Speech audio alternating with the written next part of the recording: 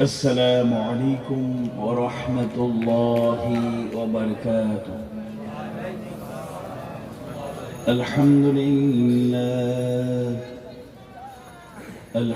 لله نحمده ونستعينه ونستغفره ونؤمن به ونتوكل عليه، وأشهد أن لا إله إلا الله وحده لا شريك له، وأشهد أن سيدنا سندنا حبيبنا ومولانا محمد. أعوذ بالله من الشيطان الرجيم. بسم الله الرحمن الرحيم. إن الذين آمنوا وهاجروا وجاهدوا بأموالهم وأنفسهم في سبيل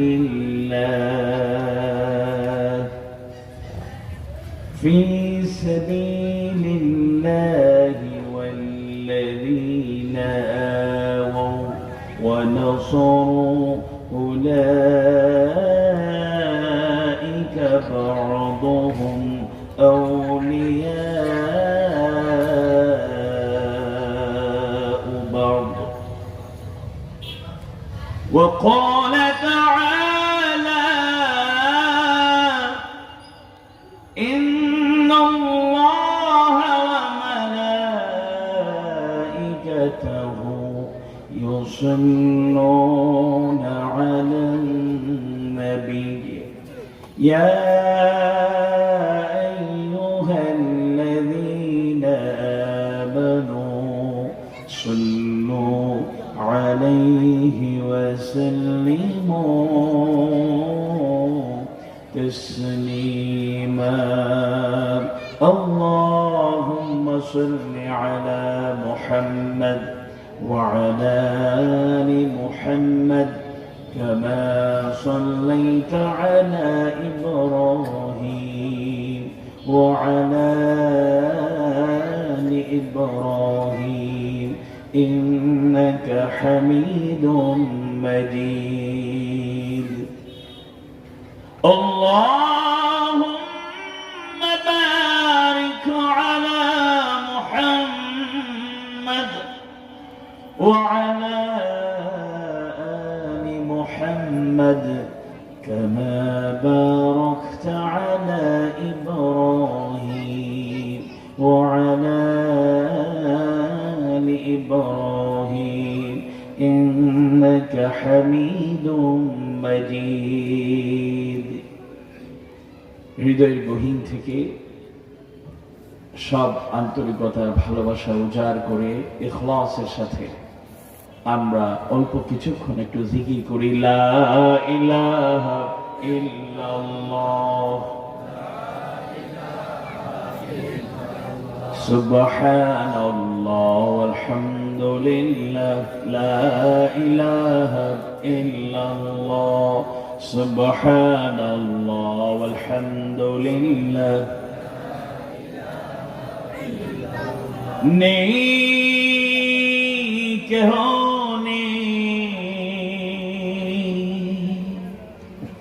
নেই কেহ নেই আল্লাহ ছাড়া। লা ইলাহা ইল্লাল্লাহ লা ইলাহা ইল্লাল্লাহ লা ইলাহা ইল্লাল্লাহ লা ইলাহা ইল্লাল্লাহ।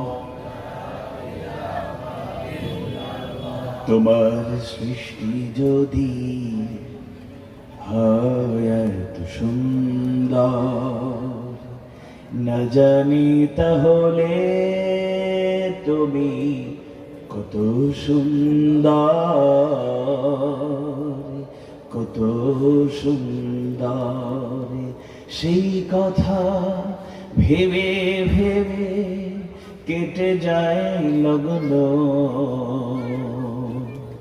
ভরে যায় তৃষিত অন্তর। না জানি তাহলে তুমি কত সুন্দর। লা ইলাহা ইল্লাল্লাহ, লা ইলাহা ইল্লাল্লাহ,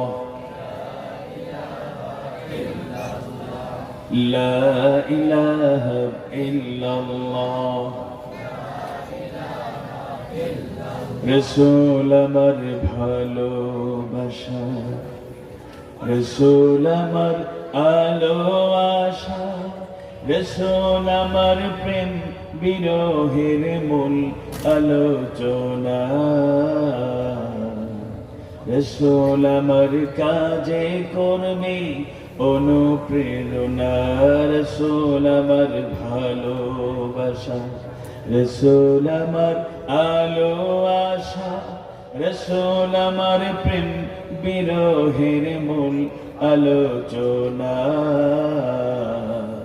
রাসূল আমার কাজে কর্মে অনুপ্রেরণা।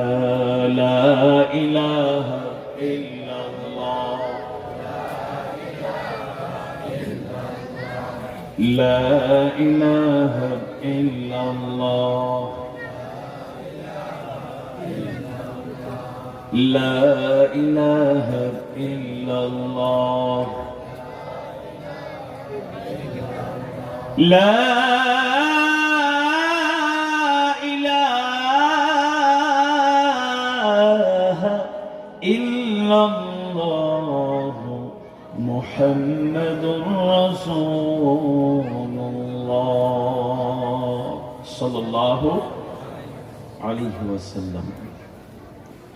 বাংলাদেশের ঐতিহ্যবাহী জেলা, ওলিয়া উলিয়া, পীর মাশায়েখ, আলেম উলামা, তাওহীদ প্রিয় মানুষের জনপদ হিসেবে আধ্যাত্মিক রাজধানী খ্যাত সিলেটের সিটি কর্পোরেশনের ৮ নম্বর ওয়ার্ডের অন্তর্ভুক্ত বৃহত্তর আখালিয়া নতুন বাজারে আয়োজিত একটি প্রতিশ্রুতিশীল সংগঠন, এক ঝাঁক তরুণ কিশোররা যে সংগঠন কি কায়েম করেছে এবং দৃঢ় পদক্ষেপে সত্য সুন্দরের পক্ষে কাজ করে যাচ্ছে, তাদের কাজের ধারাবাহিকতায় আজকের এই মাহফিল। রাহবার ইসলামী সমাজ কল্যাণ সংস্থার উদ্যোগে আয়োজিত ৮ম বার্ষিক তাফসীরুল কোরআন মাহফিলের এই অধিবেশনের মুহতারাম সভাপতি, বিশিষ্ট সমাজসেবক, শিক্ষানুরাগী, বৃহত্তর এলাকার মানুষের ভালোবাসার মানুষ, শ্রদ্ধেয় ব্যক্তিত্ব জনাব নজরুল ইসলাম সাহেব, গণ্যমান্য ব্যক্তিবর্গ, বিভিন্ন পর্যায়ের গুরুত্বপূর্ণ ব্যক্তিবর্গ, রাজনীতিবিদ, সমাজসেবক, জনপ্রতিনিধি, বিভিন্ন পর্যায়ের দায়িত্বশীল ব্যক্তিবর্গ, মাহফিলে উপস্থিত পিতৃতুল্য সম্মানিত মুরব্বীবৃন্দ, যাদের চেহারার দিকে তাকালে আমার মরহুম আব্বাজানের কথা মনে পড়ে, উপস্থিত একান্ত স্নেহাস্পদ শিশু কিশোর ভাইরা, উপস্থিত আমাদের প্রাণের স্পন্দন, আত্মার আত্মীয়, যাদেরকে নিয়ে আমাদের অনেক আশা, অনেক ভরসা, আমাদের আশা ভরসার প্রতীক তরুণ প্রজন্ম, তরুণ যুবক ভাইরা, পর্দার আড়ালে পরম শ্রদ্ধেয়া মা এবং বোনেরা, নতুন বাজারের সম্মানিত ব্যবসায়ী বৃন্দ, মাইকের আওয়াজ যতদূর যাচ্ছে যারা শুনছেন, আজকের মাহফিলের মধ্যমণি, যাদের উপস্থিতি আজকের মাহফিলের সৌন্দর্য বৃদ্ধি করেছে, হযরত উলামায়ে কেরাম, যারা আলোচনা করেছেন তাদেরকে তো আমরা চিনি, কিন্তু আমাদের মাহফিলে নীরবে নিভৃতে বসে থাকেন অনেক বড় বড় আলেমে দ্বীন, ইসলামী চিন্তাবিদগণ, যারা ওয়াইজ হিসাবে, মুফাসসির হিসাবে, বক্তা হিসাবে হয়তো ততটুকু পরিচিত নন, কিন্তু আমাদের মতো অসংখ্য অগণিত বক্তা তারা তৈরি করেন আলহামদুলিল্লাহ। সেই সব উস্তাদুল আসাতিজা হযরত উলামায়ে কেরাম, আজকের মাহফিলের কাঙ্ক্ষিত মেহমান, সারা বাংলাদেশের সুপরিচিত ব্যক্তিত্ব, নন্দিত দাঈ ইলাল্লাহ, পরম শ্রদ্ধাভাজন ব্যক্তিত্ব মাওলানা মুজাহিদুল ইসলাম আলোচনা করেছেন। সিলেটের কৃতি সন্তান, কোম্পানিগঞ্জের কৃতি সন্তান, বর্তমান এই সময়ের আলোচিত নন্দিত দাঈ ইলাল্লাহ, আমার খুব কাছের মানুষ মাওলানা জাইনুল আবেদিন সাহেব, এবং নতুন বাজার জামে মসজিদের ইমাম খতিব, বিশিষ্ট আলেমে দ্বীন, ইসলামী চিন্তাবিদ, আপনাদের অতি আপনজন মাওলানা কারি আবু বকর সাহেব সহ হযরত উলামায়ে কেরাম। আজকের মাহফিলে হাজির হতে পেরে আপনারা খুশি না বেজার? আওয়াজে তো পর আপনারা খুশি না, একটু বেজার লাগে না? নিজের মানুষরা পাইলে নিজের বালা লাগে না, কিতাব হয় না। গতকাল মাহফিল ছিল চট্টগ্রামের সাতকানিয়ার একবারে লাস্ট বর্ডার, ওইদিকে বান্দরবান শুরু আর সাতকানিয়া শেষ। বাজালিয়া এলাকার নাম হচ্ছে বাজালিয়া, এবং একটা নতুন অভিজ্ঞতা হয়েছে। বান্দরবানে হয়তো অনেকেই গিয়েছেন, আমিও এর আগে গিয়েছি সফরে, ভ্রমণ করতে, দেখতে, দিনের দাওয়াতে সবকিছু মিলিয়ে, কিন্তু আলাদা একটা এক্সপিরিয়েন্স হলো। গতকাল এক দিনই ভাই বলল, হুজুর আজকে নতুন একটা অভিজ্ঞতা আপনাকে আমরা দেওয়ার চেষ্টা করব। কি? যে মোটর সাইকেলে আমরা বান্দরবান লীলা চলে যাব। যারা গিয়েছেন, উপরে ওঠা নিচে নামা যে এক্সপিরিয়েন্স, মানে কেউ যদি হার্ট দুর্বল হয় স্ট্রোক করার সম্ভাবনা আছে। তো সেই এলাকায় মাহফিল করলাম, মাঝে মধ্যে সিলেটি ভাষা কিছু কথা বলেছি। আপনারা খুশি না বেজার? আপনাদের এখানে আবার চাটগাঁয়া ভাষা শুরু করলে আপনারা তো কিছুই বুঝবেন না, খুব কঠিন ভাষা।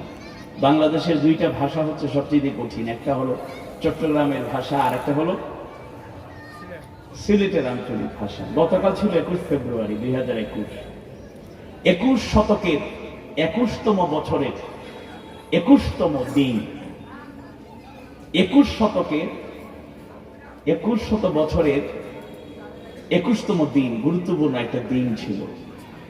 তো আজকে তার পরের দিন 22 ফেব্রুয়ারি 2021, আল্লাহ তাআলা আমাদেরকে নতুন বাজার, আমরা হই নয়া বাজার, নয়া আর নতুন এক কথাই, লিখিত ভাষা হলো নতুন, আর নয়া বাজার লিখলে সমস্যা নাই। আমাদের প্রিয় জনপদ নয়া বাজারে আয়োজিত আজকের এই মাহফিলে আমরা হাজির হতে পেরে আল্লাহ তাআলার শুকরিয়া আমরা আদায় করি, কারণ আল্লাহ কবুল না করলে এই মাহফিলে আসা যেত?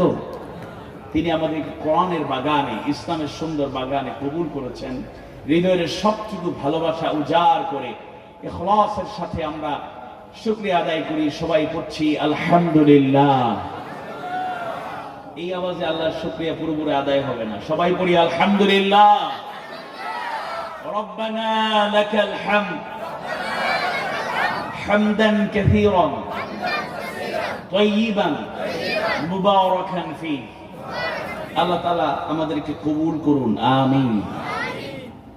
আমরা রাহবার ইসলামী সমাজ কল্যাণ সংস্থাকে মোবারকবাদ জানাই, যারা সুন্দর এই আয়োজনের মধ্য দিয়ে আমাদেরকে একটি সুন্দর পরিবেশে কোরআন থেকে, হাদিস, সুন্নাহ থেকে কথা বলার এবং শোনার সুযোগ করে দিয়েছেন। জাযাকুমুল্লাহু খায়রান। তাদের জন্য আমাদের দোয়া, আল্লাহ তাআলা এই সংস্থাকে এবং এর উপদেষ্টা, পৃষ্ঠপোষক, দায়িত্বশীল সকল সদস্যকে কবুল করুন, বলুন আমিন। তারা খুব পরিশ্রম করছে কয়েকদিন থেকে, আজকে তাদের পরিশ্রমের পরিসমাপ্তি হতে যাচ্ছে। অষ্টম এই তাফসীরুল কোরআন মাহফিলে আজকে সফলতার শেষ প্রান্তে আমরা উপনীত হয়েছি। আল্লাহ তাআলা তাদের সকল প্রচেষ্টাকে কবুল করুন, আমিন। আমি আপনাদের সামনে আজকের এই মাহফিলে কোরআনুল কারীমের গুরুত্বপূর্ণ একটি সূরা, অর্থবহ তাৎপর্যমণ্ডিত সূরা, কোরআনুল কারীমের অষ্টম সূরা, সূরা আনফালের 72 নম্বর আয়াত কারিমার প্রথম অংশ, একটি উল্লেখযোগ্য অংশ শুরুতে তেলাওয়াত করেছি, আবার তেলাওয়াত করব। এই আয়াতে কারিমার আলোকেই আপনাদের সামনে আমার মাহবুব যদি কবুল করেন কিছু কথা বলবো ইনশাআল্লাহ। আমাদেরকে কথা বলা শিক্ষা দিয়েছেন কে? এটা আওয়াজ বাড়িয়ে বলুন কে? আল্লামাহুল বায়ান।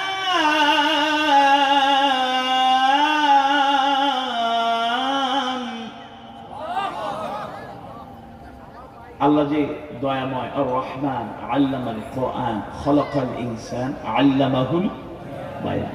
দয়াময় কে? তার দয়ার নিদর্শনের মধ্যে অন্যতম হলো তিনি জবানে কথা চালু করেছেন। যারা কথা বলতে পারে না, যারা বোবা, তারা তাদের জীবনটা কেমন করে কাটায়, তাদের কষ্ট কেমন, ওই পর্যায়ে না থাকলে উপলব্ধি করা কঠিন। তবে হ্যাঁ, একজন প্রতিবন্ধী বোবা মানুষের আত্মীয় স্বজনরা কাছ থেকে উপলব্ধি করতে পারে। একজন বোবা মানুষ যখন কথা বলতে পারে না, অঙ্গভঙ্গি দিয়ে তার আঙ্গুলের ইশারায় হাতের অঙ্গভঙ্গিতে সে বোঝাতে চায়, যখন সে বোঝাতে পারে না তার কষ্ট হয় না কি হয় না? আল্লাহ তাআলার কত মেহেরবানি, তিনি আমাদেরকে সুন্দর কথা বলা, বয়ান করা শিক্ষা দিয়েছেন। আবার এই যে মাহফিলে আমরা আসি, এটাও আল্লাহর খাস মেহেরবানি। তিনি যদি বয়ান করা শিক্ষা না দিতেন তাহলে আজকে আমরা বয়ান করতে পারতাম। এবং আল্লাহ রাসূল নিজেই বলেছেন, ইন্না মিনাল বায়ানি লাসিহরান, নিশ্চয়ই কোন কোন বক্তৃতায় বয়ানে আছে জাদু। সুবহানাল্লাহ। বিশ্বের ইসলামী চিন্তাবিদ যারা, স্কলার যারা, নন্দিত মুফাসসিরে কোরআন এবং মুফাসসিরে কোরআন আল্লাহ তাআলা এই দুনিয়ায় সৃষ্টি করেছেন, প্রেরণ করেছেন, যারা এত সুন্দর হৃদয়গ্রাহী ভাষায় কোরআনের তাফসীর বয়ান করে থাকেন। এমন অনেক দাঈ আল্লাহ পাওয়া যায় যাদের ওয়াজ তাফসীর শুনে কোটি কোটি মানুষ হেদায়েতের আলোয় উজ্জীবিত থাকে। যেরকম আল্লাহু আকবার। এজন্য আল্লাহ তাআলার কাছেই আমাদের সবসময় সাহায্য চাইতে হবে। তিনি সুযোগ না দিলে এক সেকেন্ড কথা বলা যাবে? আওয়াজ বাড়ি বলুন, কথা বলা যাবে? যাবে না। আবার এখানে আমাদের নজরুল ইসলাম নজরু ভাই আছেন, বা এই এলাকার দলমত নির্বিশেষে সবাই মিলে আজকের মাহফিলের আয়োজন, বলেন আলহামদুলিল্লাহ। এখানে কে আওয়ামী লীগ, কে বিএনপি, কে জামাত ইসলামী, কে জাতীয় পার্টি, কে কোন দল, এখানে এর বাছ বিচার নেই। বরং আমরা এক কাতারে দাঁড়িয়েছি আল্লাহর জন্য, তার রাসূলের জন্য। জোরে করে আল্লাহু আকবার। বাংলাদেশের সব জায়গায় কি একই অবস্থা থাকে? আমি যে জায়গায় বললাম মাহফিল করেছি, ওই জায়গায় ইউনিয়ন চেয়ারম্যান একজন হিন্দু মানুষ, কালকে তিনি উপস্থিত ছিলেন। তা আমি বললাম বাংলাদেশেই একমাত্র এটা সম্ভব। হিন্দু, মুসলিম, বৌদ্ধ, খ্রিস্টান মিলেমিশে এরকম সুন্দর পরিবেশে আমাদের দেশে থাকে। আর কয়টা দেশ পাওয়া যাবে এরকম সম্প্রীতি? এই যে এই এলাকার কত হিন্দু ভাই বোনেরা আজকে এই আওয়াজ শুনছেন, আমি আজকের এই মাহফিল থেকে তাদেরকে কংগ্রেচুলেশন জানাই, অভিনন্দন জানাই। তাদেরও কিন্তু নীরব সমর্থন রয়েছে, নতুবা আজকে সুন্দর পরিসরে হয়তো মাহফিল করা যেত না। কয়েকদিন আগে মাহফিল করলাম কমলগঞ্জ, মৌলভীবাজারে কমলগঞ্জ আলীনগর চা বাগান, যেখানে মুসলিম পরিবার হলো 55টি আর হিন্দু পরিবার হলো 1212 পরিবার। এবং ইন্টারেস্টিং বিষয় হলো প্যান্ডেলের বাহিরে শতাধিক পুরুষ হিন্দু ভাইয়েরা যারা মাহফিলে বসেছিলেন, কথা শুনেছেন। এরকম এক্সপিরিয়েন্স আমার নেই বললেই চলে, একটা নতুন অভিজ্ঞতা, নতুন মাত্রা। এই জন্য আজকে হয়তো হিন্দু অনেক ভাইয়েরা প্যান্ডেলে আসেন নাই, কিন্তু আশেপাশে তাদের সহযোগিতা, সমর্থন আছে না নাই? সবাই মিলেমিশেই আমরা থাকতে চাই, সুন্দর একটি সমাজ উপহার দিতে চাই। আর এই ভুল ব্যাখ্যা করে যারা আমাদেরকে সমালোচিত করতে চায় তাদেরকে আমরা বলবো, আমাদেরকে অনেকেই মনে করে ইসলামী পথের পথিক যারা, এরা অন্যান্য ধর্মের মূল্যায়ন করে না। এটা রং কনসেপশন, এটা ভুল একটা ধারণা সবাইকে দেওয়া হচ্ছে। বরং আজকে আমাদের দেশ হলো মুসলিম রাষ্ট্র। ইসলামী রাষ্ট্র যদি হয়ে যায়, ও মুসলিমদের অধিকার বাড়বে না কমবে? কথা বলতে হবে, বাড়বে না কমবে?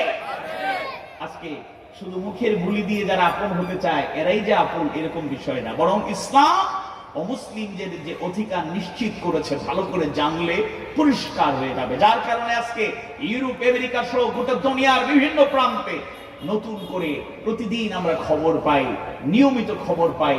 আজকে ঝাঁকে ঝাঁকে, দলে দলে মানুষেরা ইসলামের আলোয় আলোকিত হচ্ছে। সুবহানাল্লাহ। আজকের মাহফিলে সবার সম্পৃক্ততা রয়েছে, এটা একটা ভ্রাতৃত্বপূর্ণ পরিবেশের বাস্তব নমুনা। যদিও বাংলাদেশের কিছু কিছু জায়গায় এই নমুনা পাওয়া যায় না। সাম্প্রতিক সময় আপনারা দেখেছেন কুমিল্লার লাকসামে গোবিন্দপুর ইউনিয়ন চেয়ারম্যান সাহেব নিজামুদ্দিন শামীম সাহেব কি করলেন, এটা কি কখনো কাম্য হতে পারে? আপনারা মাতুক্কা, কাম্য হতে পারে?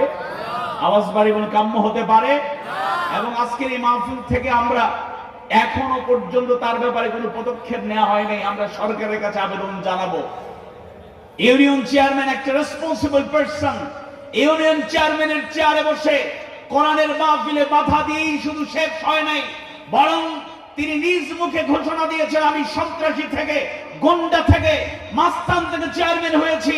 বাংলার এই জমিনে কোন নাগরিক, কোন মুসলমান এরকম সন্ত্রাসী, গুন্ডা, সংগঠিত মাস্তানদেরকে জনপ্রতিনিধি হিসেবে দেখতে চায় না, চায় না, চায় না। বলেন ঠিক কিনা? এটা দুঃখজনক, এটা কখনোই কাম্য নয়। আমরা এই মাহফিলগুলোতে আসি কোরআন থেকে, হাদিস থেকে কথা বলার জন্য। আরেকটা মাহফিলে আমাকে একবার বলতেছে এই যে কানে কানে, হুজুর শান্তিপূর্ণ আলোচনা করেন।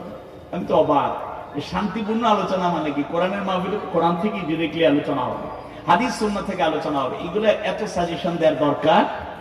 আল্লাহ তাআলা আমাদেরকে বোঝার তৌফিক দিন, বলুন আমিন।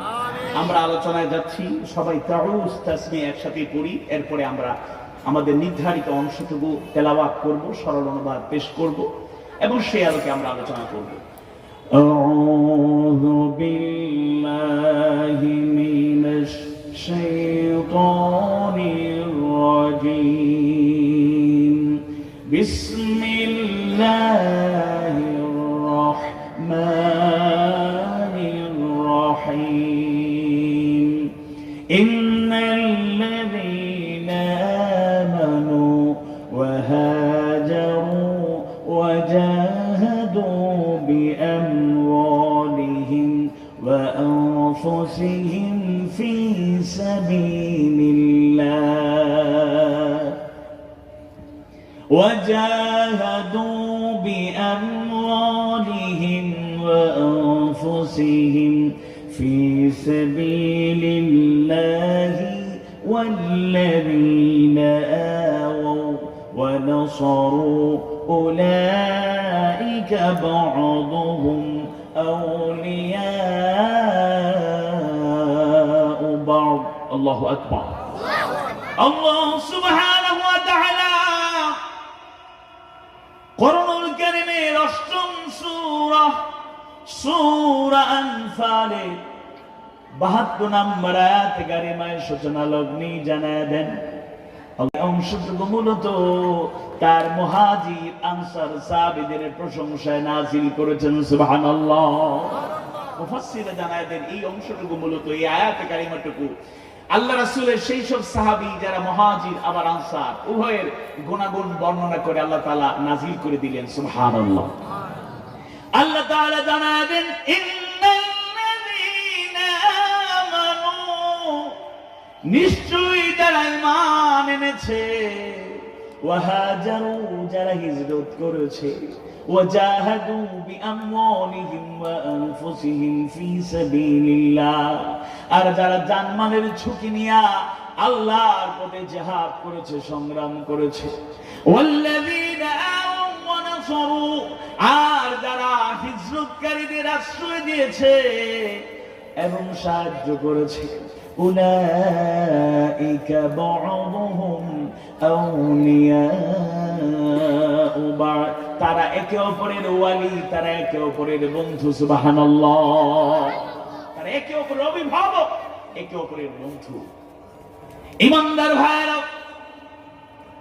নিঃসন্দেহে কারো অজানা থাকার কথা নয়, প্রিয় নবী, বিশ্ব নবী, সাইয়্যিদুল মুরসালিন মুহাম্মদুর রাসূলুল্লাহ সাল্লাল্লাহু আলাইহি ওয়াসাল্লামের সাহাবী যারা হয়েছেন, তাদের মতো সৌভাগ্য কিয়ামত পর্যন্ত আর কারো হতে পারে? হতে পারে না। সাহাবী তো তারা, সরল সহজ ভাষায় যদি বলি, প্রথমত তাদের এক নাম্বার গুণ হলো তারা আল্লাহর উপর, তার রাসূলের উপর ঈমান এনেছে। দ্বিতীয় গুণ হলো যারা তাদের জীবদ্দশায় কমপক্ষে একবারের জন্য হলো বিশ্বনবীর সাহচর্য, বিশ্বনবীর সোহবত পেয়েছেন। সুবহানাল্লাহ। তৃতীয়ত ঈমান আনলেন বিশ্বনবীর সাহায্য লাভ করলেন। এরপরে তারা ইমানের উপর অটল অবিচল থেকে এই পৃথিবী থেকে বিদায় হয়ে গেলেন। এই তিনটা গুণ যাদের মধ্যে থাকবে তারা হলেন সাহাবায়ে কেরাম। সুবহানাল্লাহ। চিন্তা করছেন, তিনটা গুণ মৌলিকভাবে ঈমান এনেছেন, ঈমানদারদের কাতারে শামিল হয়েছেন।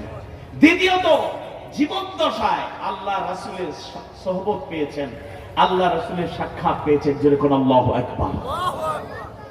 আল্লাহ রাসূলের সাহচর্য পাওয়া, সোহবত পাওয়া, তার সাক্ষাৎ পাওয়া সৌভাগ্যের না দুর্ভাগ্যের? শ্রেষ্ঠ সৌভাগ্য। কোন সন্দেহ আছে? কোন সন্দেহ আছে? শ্রেষ্ঠ সৌভাগ্য। আজকের এই যুগেও আমরা যারা আল্লাহ রাসূলের সাহচর্য পাই নাই, উলামায়ে কেরামদের মধ্যে এরকম লোক পাওয়া যায়। আল্লাহ ওয়ালা এমন মুমিন মুমিনাদের সংবাদ আমরা জানি যারা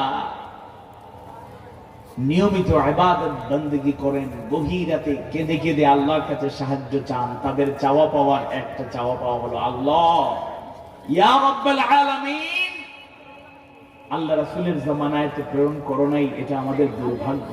এই সৌভাগ্য থেকে বঞ্চিত হলাম, কিন্তু অন্তত পক্ষে জীবনে একবার হলো, স্বপ্ন যুগেও হলো আল্লাহ রাসূলের দিদার আমাদের নসিব করো। যেরকম আমিন। আওয়াজ বাড়িয়ে বলো না আমিন।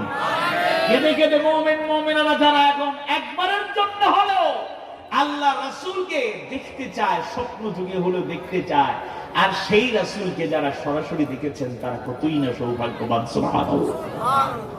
তারা কতই না সৌভাগ্যবান, তারা কতই না সৌভাগ্যবান। বিশ্বনবী সালাতে ইমামতি করছেন, তার পিছনে দাঁড়ায়া যারা সালাত আদায় করেছেন তারা কতই সৌভাগ্যবান। বিশ্বনবী তার জবান থেকে, পুত পবিত্র জবান থেকে বয়ান করছে, সরাসরি সামনে বসে বসে যারা কথা শুনলো তারা কতই না সৌভাগ্যবান। বিশ্বনবীর কাছে থাকার সৌভাগ্য যারা অর্জন করলো নিঃসন্দেহে তারা কত সৌভাগ্যবান।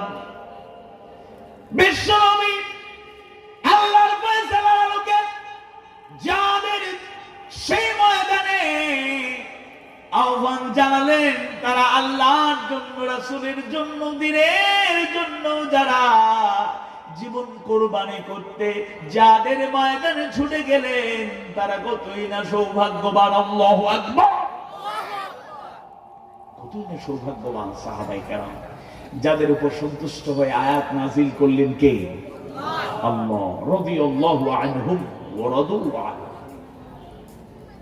আল্লাহ তাদের উপর সন্তুষ্ট, তারা আল্লাহর উপর সন্তুষ্ট। সুবহানাল্লাহ। তারা কতই না সৌভাগ্যবান। আল্লাহ সুবহানাহু ওয়া তাআলা দুনিয়ার জিন্দেগিতেই তাদের ব্যাপারে সন্তুষ্টির ঘোষণা জানায় দেয়, আবার সাহাবীদের মধ্যে আবার বাছাই করা জান্নাতীদের তালিকাও পাওয়া যায়। আল্লাহ রাসূল 10 জন সাহাবীর নাম মুখে নিলেন আর প্রত্যেককে জান্নাতি হিসেবে ঘোষণা দিলেন। হযরত আবু বকর সিদ্দিক রাদিয়াল্লাহু আনহু, হযরত ওমর ইবনুল খাত্তাব রাদিয়াল্লাহু আনহু, হযরত উসমান বিন আফফান রাদিয়াল্লাহু আনহু, হযরত আলী বিন আবি তালিব রাদিয়াল্লাহু আনহু সহ 10 জন সাহাবীদের ব্যাপারে বিশ্বনবী নিজেই সার্টিফাই করলেন তারা জান্নাতি। সুবহানাল্লাহ। সেই সব সাহাবী কতই না সৌভাগ্যবান যারা দুনিয়ায় থাকতেই জান্নাতের সেই সুসংবাদ শুনে গিয়েছেন, আল্লাহ সন্তুষ্টির ফয়সালা তারা পেয়ে গিয়েছেন। সুবহানাল্লাহ। আমরা আজকে সেই রাসূলকে স্বপ্ন যুগে দেখার জন্য আকুতি মিনতি করি, আর তারা রাসূলের পাশে থেকে তার কাছ থেকে ঈমান গ্রহণ করেছেন। যে গুণগুলো বর্ণনা করা হচ্ছে এই গুণগুলো আমাদের মধ্যে আছে না নাই বলেন তো? আছে না নাই? আছে। কিন্তু আজকে আলোচনার উদ্দেশ্য হলো সাহাবায়ে কেরামের এই গুণগুলো ছিল, তারা ঈমানদার ছিলেন, আমরাও ঈমানদার, কিন্তু সাহাবায়ে কেরামের ঈমান আর আমাদের ঈমান কোন পর্যায়ে একটু রিয়েলাইজেশনের দরকার, একটু আত্মপর্যালোচনা অনুশোচনার দরকার। আমরা কোন পর্যায়ে আছি? সাহাবায়ে কেরাম হিজরত করেছেন, আমরাও প্রয়োজনে দিনের জন্য হিজরত করি। এক স্থান থেকে অন্য স্থানে আমরা যাই, কিন্তু তাদের হিজরতের যে ভ্যালু ছিল, যে স্ট্যান্ডার্ড ছিল, যে উন্নত মান ছিল, আর আমাদের হিজরতের মানটা কোন পর্যায়ে। তারাও জানমাল দিয়ে আল্লাহর পথে জিহাদ করেছেন, চূড়ান্ত সংগ্রামে অবতীর্ণ হয়েছেন। আমরাও জিহাদরত, জিহাদের ব্যাখ্যায় আমরা যাবো ইনশাআল্লাহ। জিহাদ মানে মারামারি, কাটাকাটি, যুদ্ধ বিগ্রহ নয়। আমরা জিহাদ করছি আমাদের প্রত্যেকের জীবনে। আপনি বলুন আর নাই বলুন, জিহাদ কিন্তু চলছে, ব্যাখ্যায় গেলে সহজ হবে।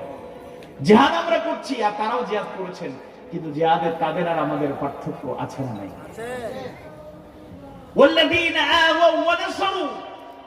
হিজরতকারীদেরকে তারা আনসার সাহাবীর আশ্রয় দিয়েছেন এবং সাহায্য করেছেন। আমরাও আশ্রয় দেই, সাহায্য করি, এটা কি নতুন ঘটনা? আপনার এখানে কেউ যদি অসহায় হয়ে আসে, আপনাকে আশ্রয় দেন না? একটা উদাহরণ দিই, যেমন কক্সবাজার, যে জেলায় আমার মাহফিল সবচেয়ে বেশি, কক্সবাজারের উখিয়া টেকনাফে আপনারা অনেকেই এই এলাকা থেকেও গিয়েছেন। রোহিঙ্গা মুমিন মুমিনারা যখন আসলেন, দেশান্তরিত হয়ে তারা আমাদের দেশে আশ্রয় নিলেন। মোরল্লাস 10 লক্ষ, আল্লাহু আকবার, 10 লক্ষ মানুষকে উখিয়া টেকনাফবাসী আশ্রয় দিয়েছে। যেরকম আলহামদুলিল্লাহ, আল্লাহ তাআলার খাস মেহেরবানি। তাদের অন্তরটা যদি উদার না থাকতো, আশ্রয় দিতে পারতো? মুমিন না হলে এরকম ভালোবাসা কারো অন্তরে জন্মায়? ইন্নামাল মুমিনুনা ইখওয়া ফাআসলিহু বাইনা আখাওয়াইকুম, আল মুমিনু আখুল মুমিন, আল মুসলিমু আখুল মুসলিম, আল মুসলিমু কাজাসাদিন ওয়াহিদ। আল্লাহু আকবার। আমরা আশ্রয় দিয়েছি, কিন্তু আশ্রয় দেওয়ার পরে এখন আবার উল্টো কথাবার্তা শোনা যায়। উখিয়া টেকনাফে মাঝে মাঝে রিপোর্ট হয় যে মিয়ানমার থেকে আগত রোহিঙ্গা মুমিন মুমিনাদের জন্য স্থানীয় বাসিন্দারা বড় কষ্টে আছেন। এরকম রিপোর্টও আছে না নাই? আছে। যারা সচেতন এই নিউজগুলো পাবেন। তাইলে আমরা আশ্রয় দিই, আবার খুঁটা দিই, খাবার দেই, আবার খুঁটা তো দেখছো নি আমি না, তাহলে এটা খানি ভাই লাইনে নি দেখো, আমি ধনী মানুষ টাকায় তোমার তান্ডে খাওয়াই দাও। নাউজুবিল্লাহ বলেন। লা ইয়াদখুলুল জান্নাতা জান্নাতা মান্নানুন, লা ইয়াদখুলুল জান্নাতু মান্নানুন, লা ইয়াদখুলুল জান্নাতা মান্নানুন। খোটা দানকারী কখনো জান্নাতে প্রবেশ করবে? করবে না। সাবধান। আমরা কিন্তু কথায় কথায় আশ্রয় দিই, আবার সাথে সাথে শুনায় দিই, এই দেখো আমার বাবার লাগানি ইলা উদার মানুষ টাকায় তোমার তানরে আশ্রয় দিয়ে বাড়িঘর বানাইয়া দিয়েছেন। আমার আব্বা যদি না থাকতা খিতে হইল নিতে পারতাম। দিছেন আশ্রয়, আবার লগে লগে খুঁটাও জারি আছে, খাওয়াইও আবার দেখছো নি আমার ঘরে খাওয়াই আজকে যে মজার খানি খাইছি, দেখো রুষ্ট কি গ্রাম, বাপরে বাপ, আমার ম্যাডামে বানাইছে। আল্লাহ আল্লাহ আল্লাহ। তাইলে আমরাও আশ্রয় দিই, সাহায্য করি, সাথে সাথে খুঁটা দেওয়া আছে না নাই? এটা কখনোই কাম্য নয়। উখিয়া টেকনাফের কথা যেহেতু বলেছি, একটু স্মরণ করিয়ে দিই আপনাদেরকে। আজকে সোশ্যাল মিডিয়ার মাধ্যমে, আজকে পত্রপত্রিকার মাধ্যমে আমরা খবর পেয়েছি, সেই মিয়ানমারের একচ্ছত্র আধিপত্যের অধিকারী যিনি ছিলেন, অং সান সুচি, অং সান সুচি, তিনি এখন কোথায়? বন্দী অবস্থায় আছেন। রিমান্ড শেষ হয়েছে কিনা জানি না, 2 সপ্তাহের রিমান্ড ছিল। আভ্যন্তরীণ পলিটিক্যাল ক্লেশের কারণেই হয়তো তিনি এই পর্যায়ে আছেন। যদি আমরা একটা কারণে আল্লাহ শুকরিয়া আদায় করতে চাই, যে এই নেত্রী তার যার নির্দেশে, আবার এই কথা বলে রাখি, সেনাবাহিনীকে থ্যাঙ্কস দেওয়ার কোনো সুযোগ নেই, কারণ এরাই তো জুলুম চালিয়েছিল। তাদের পলিটিক্যাল কোনো ক্লেশ অথবা কোনো সমস্যার কারণে তারা আবার তাকে বন্দী করেছে, তাদের উপর জুলুম চালাচ্ছে। কিন্তু ওরা চান্স পেলে আবার যে নির্যাতন করবে না, কোনো গ্যারান্টি আছে? কিন্তু আমরা এই কারণে আল্লাহ শুকরিয়া আদায় করতে চাই, ওই অং সান সুচি এবং তার নেতৃত্বে যে গভর্নমেন্ট ছিল, তারা মুসলিমদের উপর হত্যাযজ্ঞ চালিয়েছে। 10 লক্ষাধিক মুমিন মুমিনাকে দেশান্তরিত করেছে। কি হৃদয় বিদারক ঘটনাগুলো ঘটেছে, আমরা ওই সময় হয়তো জেনেছি। বৃদ্ধ মানুষদেরকে, বৃদ্ধা মানুষদেরকে, বুড়া বুড়ি মানে নাই, হত্যা করেছে। বাবা মায়ের সামনে কিশোরী যুবতী মেয়েদেরকে শুধু ধর্ষণ করে নাই, পাশবিক কায়দায় নির্যাতন চালিয়ে পৃথিবী থেকে বিদায় করেছে। এই ইতিহাস কেউ ভুলে যায় না। শুধু তাই নয়, কুলের মাসুম বাচ্চাগুলোকে কেড়ে নিয়ে আসলো, আগুন জ্বালিয়ে দিয়ে আগুনের মধ্যে নিক্ষেপ করে শিশুগুলোকে, মাসুম বাচ্চাগুলোকে ফ্রাই করে দিল, মাসুম বাচ্চাগুলোকে পুড়িয়ে ছাই করে দিল। যেরকম নাউযুবিল্লাহ। আমরা একবার আল্লাহর শুকরিয়া আদায় করে সেই নেত্রী আজ বন্দী, বলেন আলহামদুলিল্লাহ। আর এখান থেকে প্রত্যেককে শিক্ষা নেওয়া উচিত, জুলুমের পরিণতি ভালো হয় না। গোটা দুনিয়ার ইতিহাস সাক্ষী, জালেমদের পরিণতি অত্যন্ত ভয়াবহ, অত্যন্ত ভয়াবহ, অত্যন্ত ভয়াবহ, বলুন ঠিক কিনা? তবে জালেম আর জুলুম শুধু আন্তর্জাতিক পর্যায়ে হয় এরকম না, ব্যক্তি হিসেবে আমি জালেম হয়ে যেতে। আমি অনেক জায়গার মালিক, আমার আশেপাশে কিছু লোকের গরিবের জায়গা যদি থাকে, আর আমি ওই জায়গাগুলো ধীরে ধীরে আমার দখলে নিয়ে আসতে চাই, ছলে বলে কলে কৌশলে। সে কথা বলার, প্রতিবাদ করার শক্তি তার নাই, আমি তার জায়গাটা দখল করে নিয়ে আসলাম, এটা কি জুলুম নয়? পরিবারের একজন দায়িত্বশীল তার পরিবারের সদস্যদের সবার প্রতি ইনসাফপূর্ণ আচরণ করেন না, কাউকে একটু অগ্রাধিকার দেন, কাউকে আবার অবহেলা স্বীকার করেন, এটা কি জুলুম নয়? ব্যক্তি জীবন থেকে, পার্সোনাল লাইফ থেকে ছোট ছোট বিষয়ে আমরা কাউকে তার অধিকার থেকে বঞ্চিত করলেই এটাই জুলুম। আওয়াজ বাড়ি বলুন ঠিক কিনা? সুতরাং আমাদের আমাদেরকে অনেক সচেতন হয়ে যেতে হবে, বি কেয়ারফুল, কারণ আল্লাহর কাছে ধরা পড়লে অবস্থা খুব খারাপ। ছোট ছোট দায়িত্ব যাদের উপর আছে তারা যেন দায়িত্বের হেরফের আমরা না করি। কুল্লুকুম রাঈন ওয়া কুল্লুকুম মাসউলিন আন রাইয়াতিহি, তোমরা প্রত্যেকেই দায়িত্বশীল, প্রত্যেকের দায়িত্বের ব্যাপারে জবাবদিহিতা রয়েছে। আল্লাহ রাসূলের ভাষ্য অনুযায়ী এই জবাবদিহিতা মূলত কার কাছে? আল্লাহর কাছে। সুতরাং আমরা আশ্রয় দেই, সাহায্য করি, কিন্তু আমরা সাহাবায়ে কেরাম যেভাবে নিঃস্বার্থভাবে আশ্রয় দিয়েছিলেন, সাহায্য করেছিলেন, ওইভাবে আমরা পারি না। তাই আমাদের স্মরণ করে দেওয়ার উদ্দেশ্য হলো আমরা যেন তার থেকে শিক্ষা নিতে পারি। আল্লাহ তাআলা কবুল করুন, বলুন আমিন। ইন্নাল্লাযীনা আমানু ওয়া হাজারু ওয়া জাহাদু বিআমওয়ালিহিম ওয়া আনফুসিহিম ফী সাবীলিল্লাহ ওয়াল্লাযীনা আওয়াউ ওয়া নাসারু أولئك بعضهم أولياء بعض। আল্লাহ তাআলা সাহাবীদের প্রথম গুণ জানায় দেন, ইন্নাল্লাযীনা আমানু, নিশ্চয়ই যারা ঈমান এনেছে। সাহাবীরা ঈমানদার ছিলেন আর আমরাও ঈমানদার, কিন্তু সাহাবীদের ঈমান আর আমাদের ঈমানের মাঝে তফাৎটা কি ভালো করে উপলব্ধি করতে হবে। সাহাবীদের ঈমান ছিল, আল্লাহ সুবহানাহু ওয়া তাআলা মুমিনের যতগুলো গুণ জানায়া দেন, সাহাবায়ে কেরাম সেই গুণগুলো তারা নিজেদের জীবনে অর্জন করলেন, গ্রহণ করলেন। পুঙ্খানুপুঙ্খ রূপে তারা বিশ্ব নবীর কাছ থেকে ঈমানের সবক গ্রহণ করলেন। সুবহানাল্লাহ।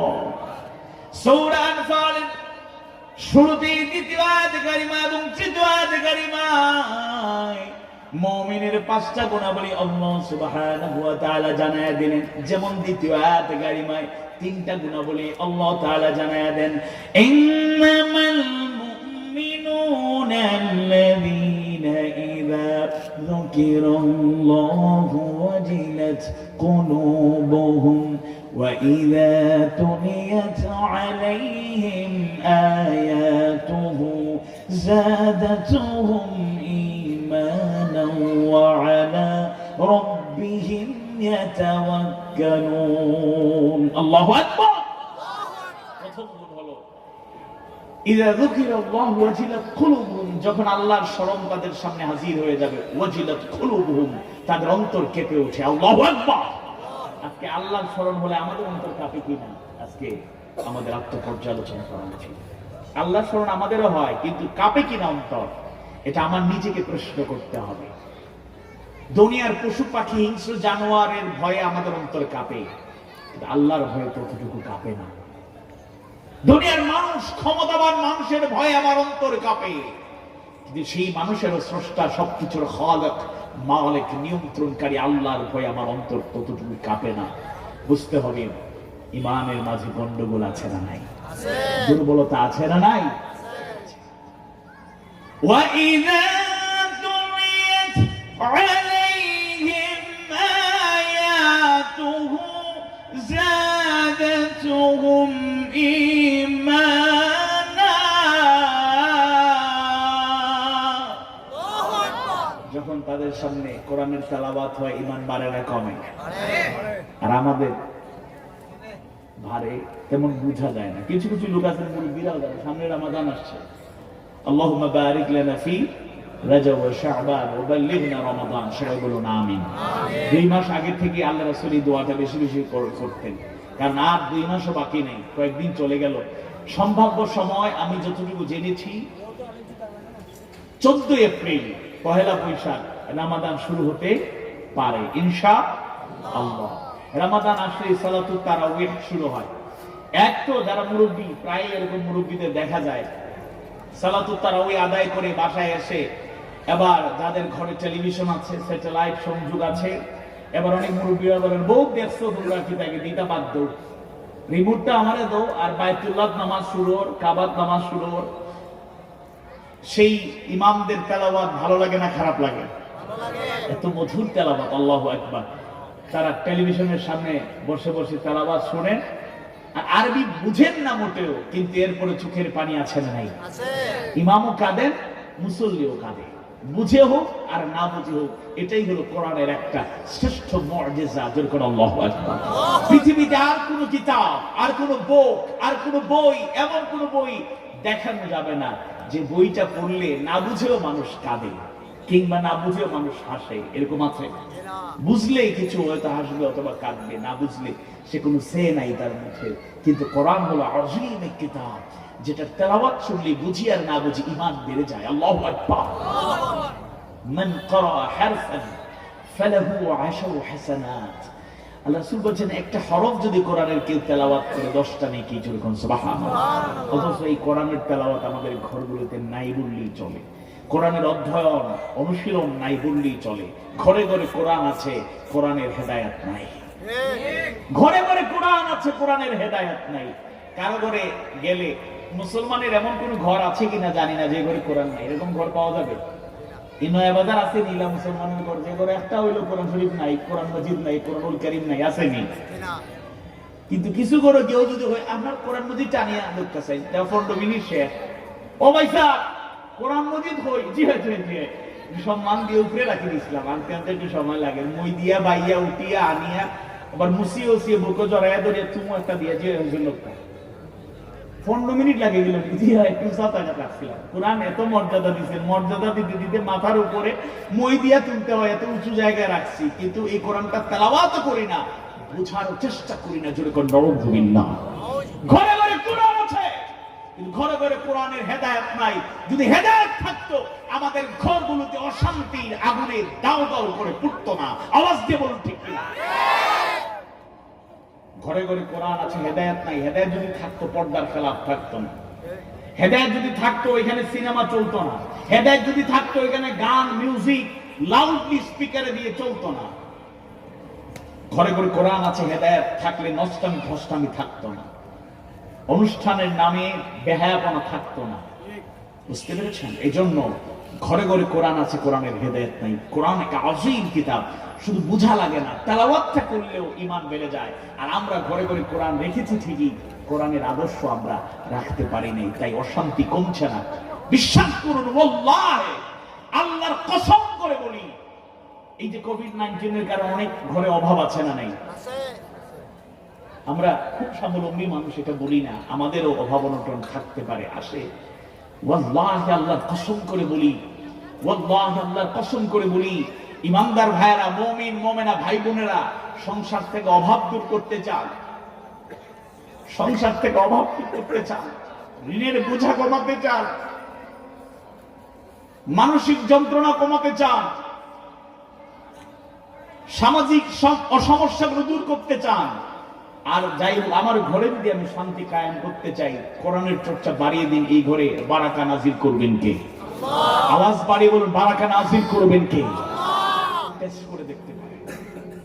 একটা আয়াতের অর্থ ব্যাখ্যাও হলো একটা দিন যদি পড়েন। এখন তো কোরআন হাতে না নিলেও অনেক সময় মোবাইল যেহেতু ব্যবহার করছেন, ইউজ করছেন, আজকে কোরআনের তাফসীরগুলো বড় বড় কিতাব বড় বড় তাফসির, হাদিস গ্রন্থ, সিহাসিফতার কিতাবগুলো মোবাইলে ডাউনলোড করে রাখা যায় নাকি যায় না, ইনস্টল করে রাখা যায় কি যায় না। একটা আয়াত হলে অর্থ সহ পড়ার চেষ্টা করেন, একটা হাদিস হলে পড়ার চেষ্টা করেন। ইসলামী সাহিত্য ভান্ডার মোবাইলের মধ্যে আছে। যারা ডিজিটাল যুগের ডিজিটাল কায়দায় জীবনযাপন করেন তারা ভালোভাবে প্রপারলি এটাকে ইউটিলাইজ করেন, ফায়দা আছে না ভাই?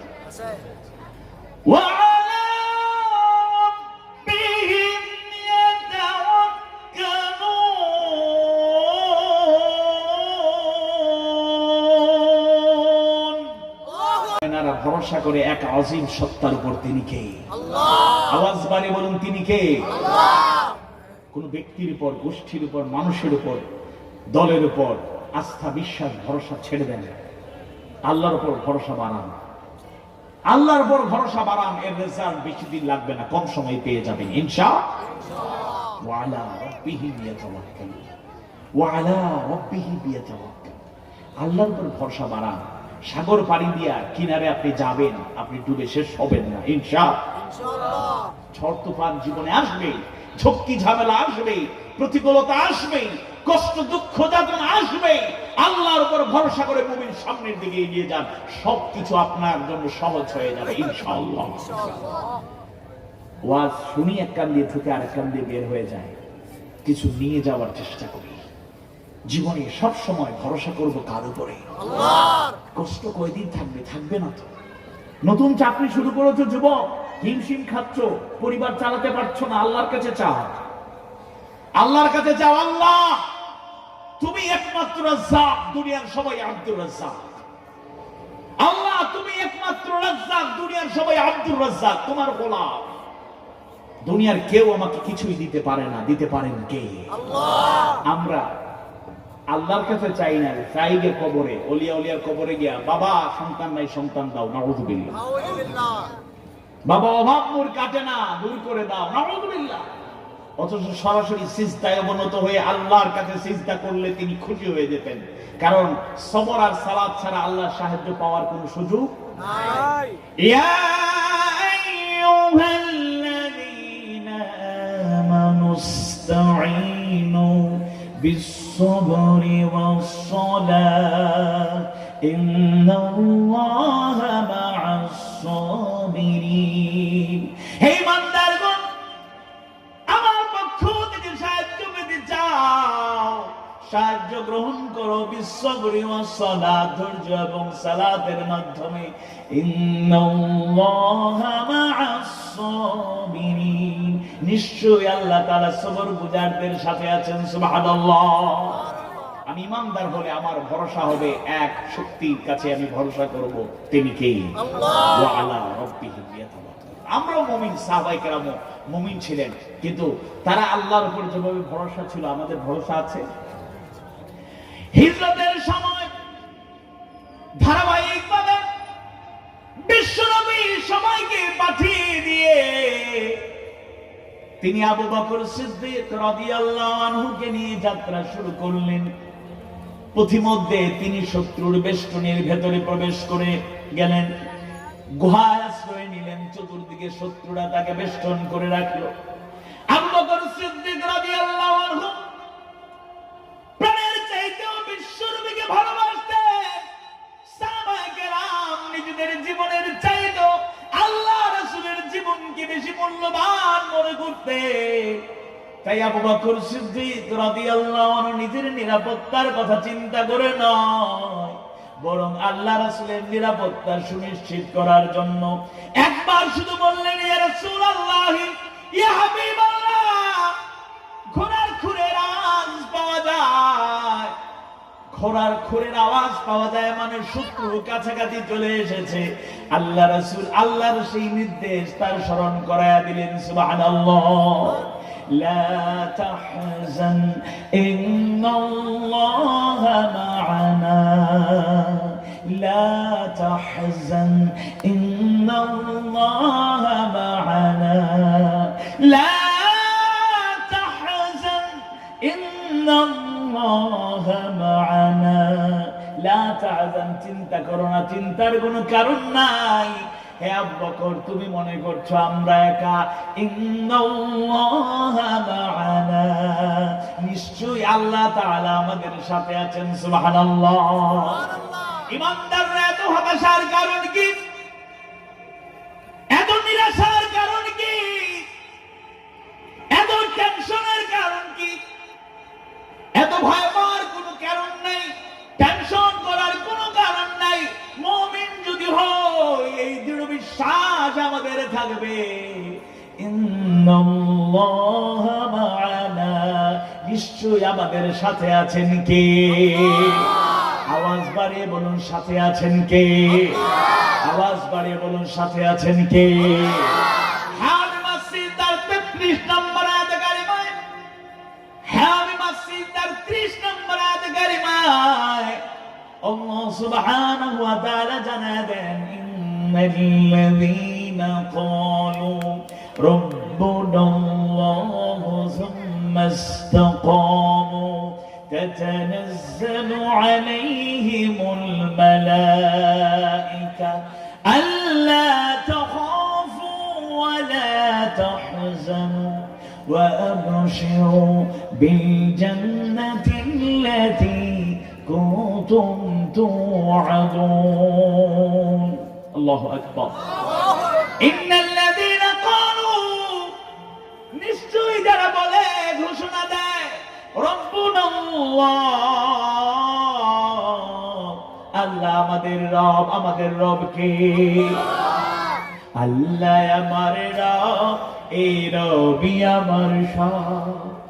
আল্লাহ আমার রব, এই রবি আমার সব। দমে দমে তনু মনে তারি অনুভব, দমে দমে তনু মনে তারি অনুভব। আল্লাহ আমার রব, এই রবি আমার সব। তোমার দুনিয়াতে আমি যেদিকে তাকাই, অথই নিয়ামতে ডুবে আছি সবাই। তোমার দুনিয়াতে আমি যেদিকে তাকাই, অথই নিয়ামতে ডুবে আছি সবাই। পাখালির গানে শুনি তাসবিহ কলরা, তাসবিহ কলরা। আল্লাহ আমার রব, এই রবি আমার সব। দমে দমে তনু মনে তারি অনুভব, দমে দমে তনু মনে তারি অনুভব। আল্লাহ আমার রব, এই রবি আমার সব। আল্লাহু আকবার। নিশ্চয়ই যারা বলে আমাদের রব হচ্ছেন আল্লাহ, সুম্মা ইসতাকামু, অতঃপর অচল বিচল থাকে, তাতানাজ্জালু আলাইহিমুল মালাইকা, তাদের কাছে ফেরেশতা নাজিল হন আর জানায় দিতে থাকেন, আল্লাহ তাখাফু, তোমরা ভয় করো না, ওয়ালা তাহজানু, চিন্তাও করো না, ওয়া আবশিরু বিল জান্নাতি আল্লাতী কুনতুম তুআদুন, আর সেই জান্নাতের সুসংবাদ শুনে খুশি হও যার ওয়াদা তোমাদের সাথে করা হয়েছে। সুবহানাল্লাহ। সাহাবায়ে কেরাম কিন্তু এরকম ইমানদার ছিলেন, তারা শুধু মুখে জবানে আল্লাহকে রব বলেই বসে থাকেন নাই, অটল অবিচল ছিলেন। এই অটল অবিচল থাকতে গিয়ে বহু মুসিবত এসেছে, জীবনের ঝুঁকি এসেছে, শাহাদাতের পেয়ালা তারা পান করেছেন, কিন্তু আল্লাহর গোলামি ছেড়ে দেন নাই। আল্লাহু আকবার। শাহাদাতের পেয়ালা পান করেছেন, কেউ বঙ্গুত্ব বরণ করেছেন, কষ্ট করেছেন, দুঃখ পেয়েছেন, কিন্তু সবরের সাথে পরিস্থিতি মোকাবেলা করেছেন, ঈমান হারা হন নাই। আল্লাহু আকবার। ইয়া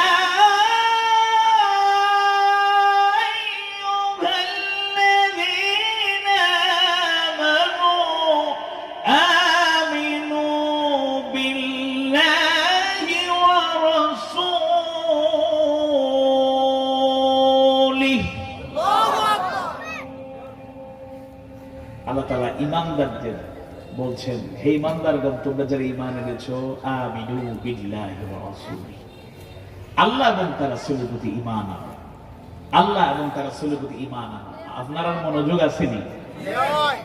সবে হইলা না, মনোযোগ আসেনি? আপনারা কি সব ঠিক আছেন তো? 40-এর উপরে বয়স যারা একবার তাকবীর করতেছে দেখি, নারায়ে তাকবীর।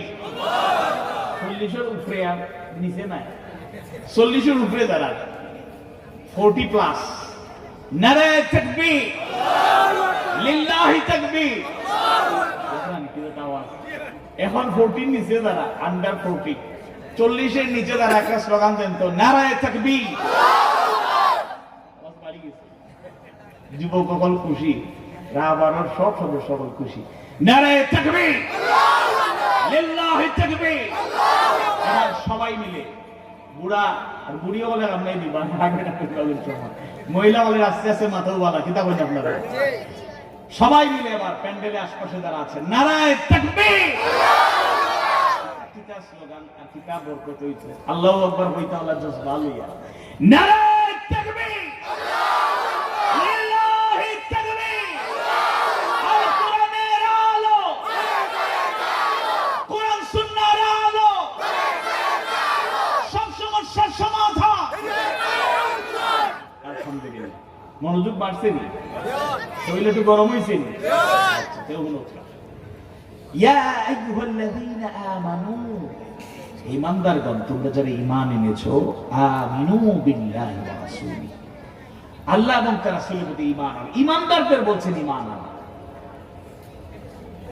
ঈমানদারদের বলছেন ঈমান।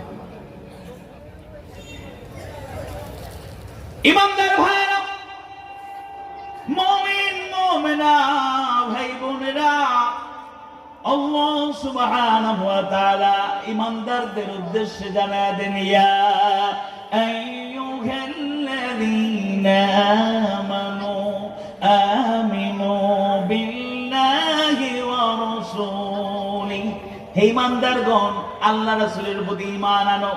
মুফাসসিররা বর্ণনা করেন, আল্লাহ সুবহানাহু ওয়া তাআলা এই আয়াতের অংশে প্রথমত ইয়া আইয়ুহাল্লাযীনা আমানু বলে যাদেরকে সম্বোধন করলেন, তারা হলো শুধু ঘোষণা দিয়ে তারা ঈমানদার হয়েছে, শুধু ঘোষণা দিয়েছে লা ইলাহা ইল্লাল্লাহ মুহাম্মাদুর রাসূলুল্লাহ, লা ইলাহা ইল্লাল্লাহ। সামনে ফাঁকা জায়গাগুলো পরিপূর্ণ করুন, অনেক লোক দাঁড়াই আছেন, কষ্টে আছেন, আপনারা একটু মহব্বতের সাথে কাছাকাছি আসুন। আর পেছনে যারা দাঁড়ায় আছেন বসার চেষ্টা করেন, মাহফিলে মজলিসে বসে কথা শোনা এবং এর মধ্যে আলাদা একটা বারাকা আছে। লা ইলাহা ইল্লাল্লাহ, সুবহানাল্লাহ ওয়াল হামদুলিল্লাহ, সুবহানাল্লাহ ওয়াল হামদুলিল্লাহ, লা ইলাহা ইল্লাল্লাহ, লা ইলাহা ইল্লাল্লাহ, লা ইলাহা ইল্লাল্লাহ, লা ইলাহা ইল্লাল্লাহ, লা ইলাহা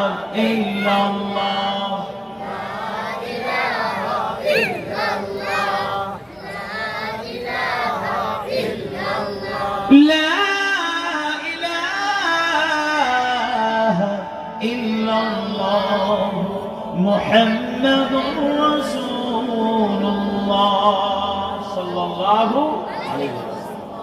মুফাসসিররা বর্ণনা করেন, প্রথমত ইয়া আইয়ুহাল্লাযীনা আমানু এর মাধ্যমে আল্লাহ তাআলা শুধু ঘোষণা দিয়ে যারা ঈমানদারদের কাতারে শামিল হয়েছে তাদেরকে জানায় দেন, শুধু ঘোষণা যারা দিয়েছে তাদেরকে বলছেন আমিনু বিল্লাহি ওয়া রাসূলিহি,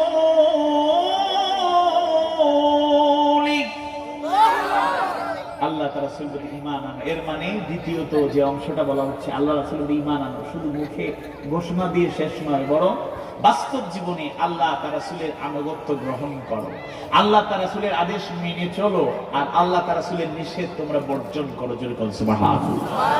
আমরা ঈমান যে আনছি এতটুকুই, আর আমলের দিক থেকে ঈমানদার বাস্তবে হয়েছে কিনা এটাতে গন্ডগোল আছে না নাই? আল্লাহ রাসূলের সাহাবীদের কথা এই জন্যই বলছি, তারা আল্লাহ রাসূলের কাছ থেকে সরাসরি ঈমান শিখেছেন। সুবহানাল্লাহ। মাল ঈমান, তাদের প্রশ্ন ছিল ঈমান কি?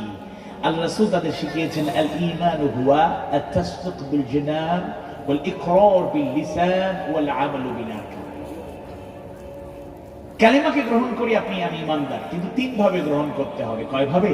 তিন ভাবে। এক, অন্তরে বিশ্বাস, সুদৃঢ় বিশ্বাস থাকতে হবে, অন্তরের বিশ্বাসটাই আসল বিশ্বাস।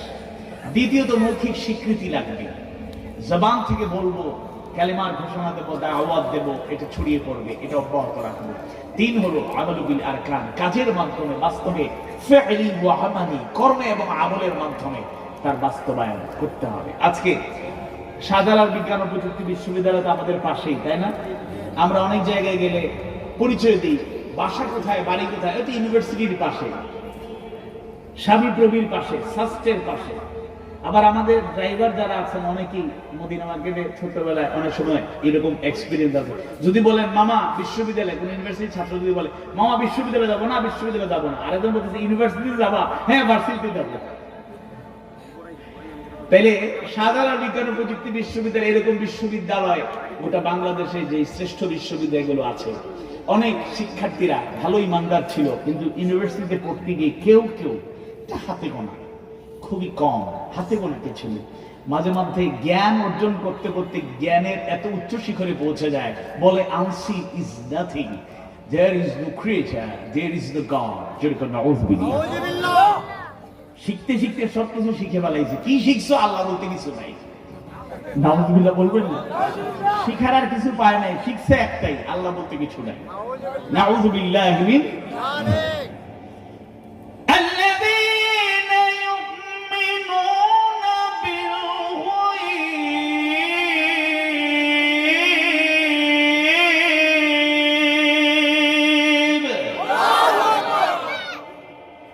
যারা মুত্তাকি তাদের প্রধান গুণ হলো, যারা ইমানদার তাদের একটা শ্রেষ্ঠ গুণ হলো তারা অদৃশ্যের প্রতি ঈমান রাখে। আল্লাহকে আমরা দেখি না, ঈমান আছে না নাই? আছে। আরে বোকা নাস্তিক, শোনো, তুমি একটা মূর্খ, তুমি অনেক জ্ঞানী মনে করো, তুমি মূর্খ। আবু জেহেল তো আবু জেহেল ছিল না, ও ছিল আবুল হাকাম, জ্ঞানীদের বুদ্ধিজীবীদের পিতা। কিন্তু একটা ইলম তার না থাকার কারণে সে হয়ে গেল মূর্খের পিতা, আবু জাহেল। সেটা হলো ইকরা বিইসমি রাব্বিকাল্লাযী খালাক, read by the name of Allah who created you, পড়ো তোমার প্রভুর নামে যিনি সৃষ্টি করেছেন। তুমি মূর্খ, তুমি নাস্তিক হয়েছো, মুসলমানের সন্তান, তুমি একটা মূর্খ জ্ঞান পাবে, এছাড়া তুমি কিছু হতে পারো না। তোমার লজিক লাগে, তুমি লজিক নাও, তুমি লজিক ছাড়া কিছু বুঝো না। যা দেখা যায় না তা কেমনে বিশ্বাস করি? unseen is nothing, unseen is nothing। কেমনে তুমি বলো যা দেখা যায় না কিছুই না? তোমার মায়ের প্রতি কি তোমার বিশ্বাস নাই? তোমার বাবার প্রতি কি তোমার বিশ্বাস নাই? তাইলে সন্দেহ যদি আল্লাহকে নিয়ে শুরু করো, আগে তো তোমার মা বাবাকে নিয়ে সন্দেহ শুরু করা দরকার। আমি অবিশ্বাস তৈরি করার জন্য বলছি না, বিশ্বাসীদের বলছি। আমি যে মায়ের সন্তান, আমার এটা বলতে হয় না, আমার হৃদয়ের ভালোবাসা, তার প্রতি আমার রক্তের টান, মহব্বতের বাঁধন আমাকে বলে দেয়, নো ডাউট, লা শাক্কা ফি ওয়ালা রাইবা ফি, টেনশন ছাড়াই, কোনো হেজিটেশন ছাড়াই আমি বলি তিনি আমার মা, কারণ এই মায়ের ঋণ আমি কোনোদিন শোধ করতে পারবো না। আমার যিনি বাবা ছিলেন, আমি অকপটে স্বীকার করছি তিনি আবার বাবা, অবিশ্বাস আর বিশ্বাসের প্রশ্নই আসে না। তাইলে একটা ছেলে সে যদি চিন্তায় গবেষণায় মত্ত হয়ে যায়, রিসার্চ করতে করতে গভীরে চলে যায়, আল্লাহরে তো ছাড়বেই, সাথে সাথে মা বাবার প্রতি বিশ্বাস থাকবে না। কারণ ওই বাবার সন্তান, আমি কি গ্যারান্টি দিয়ে বলতে পারি? এখন উন্নত প্রযুক্তির যুগে, এখন মেডিকেল সায়েন্সের উন্নতি হয়েছে, ডিএনএ টেস্ট করা হয়, সন্দেহ লাগলেই ডিএনএ টেস্ট আছে না নাই? আমার তো এই ডিএনএ টেস্ট করা আর এগুলো লাগে না। আমার বাবার প্রতি আমার শ্রদ্ধা ভালোবাসা আছে, আমার মায়ের প্রতি আমার অগাধ বিশ্বাস, দ্বিধাহীন চিত্তে আমার বিশ্বাস আছে। যারা আল্লাহকে বিশ্বাস করে না, ওদের মা বাবার বিশ্বাস নাই, বলে ঠিক কিনা?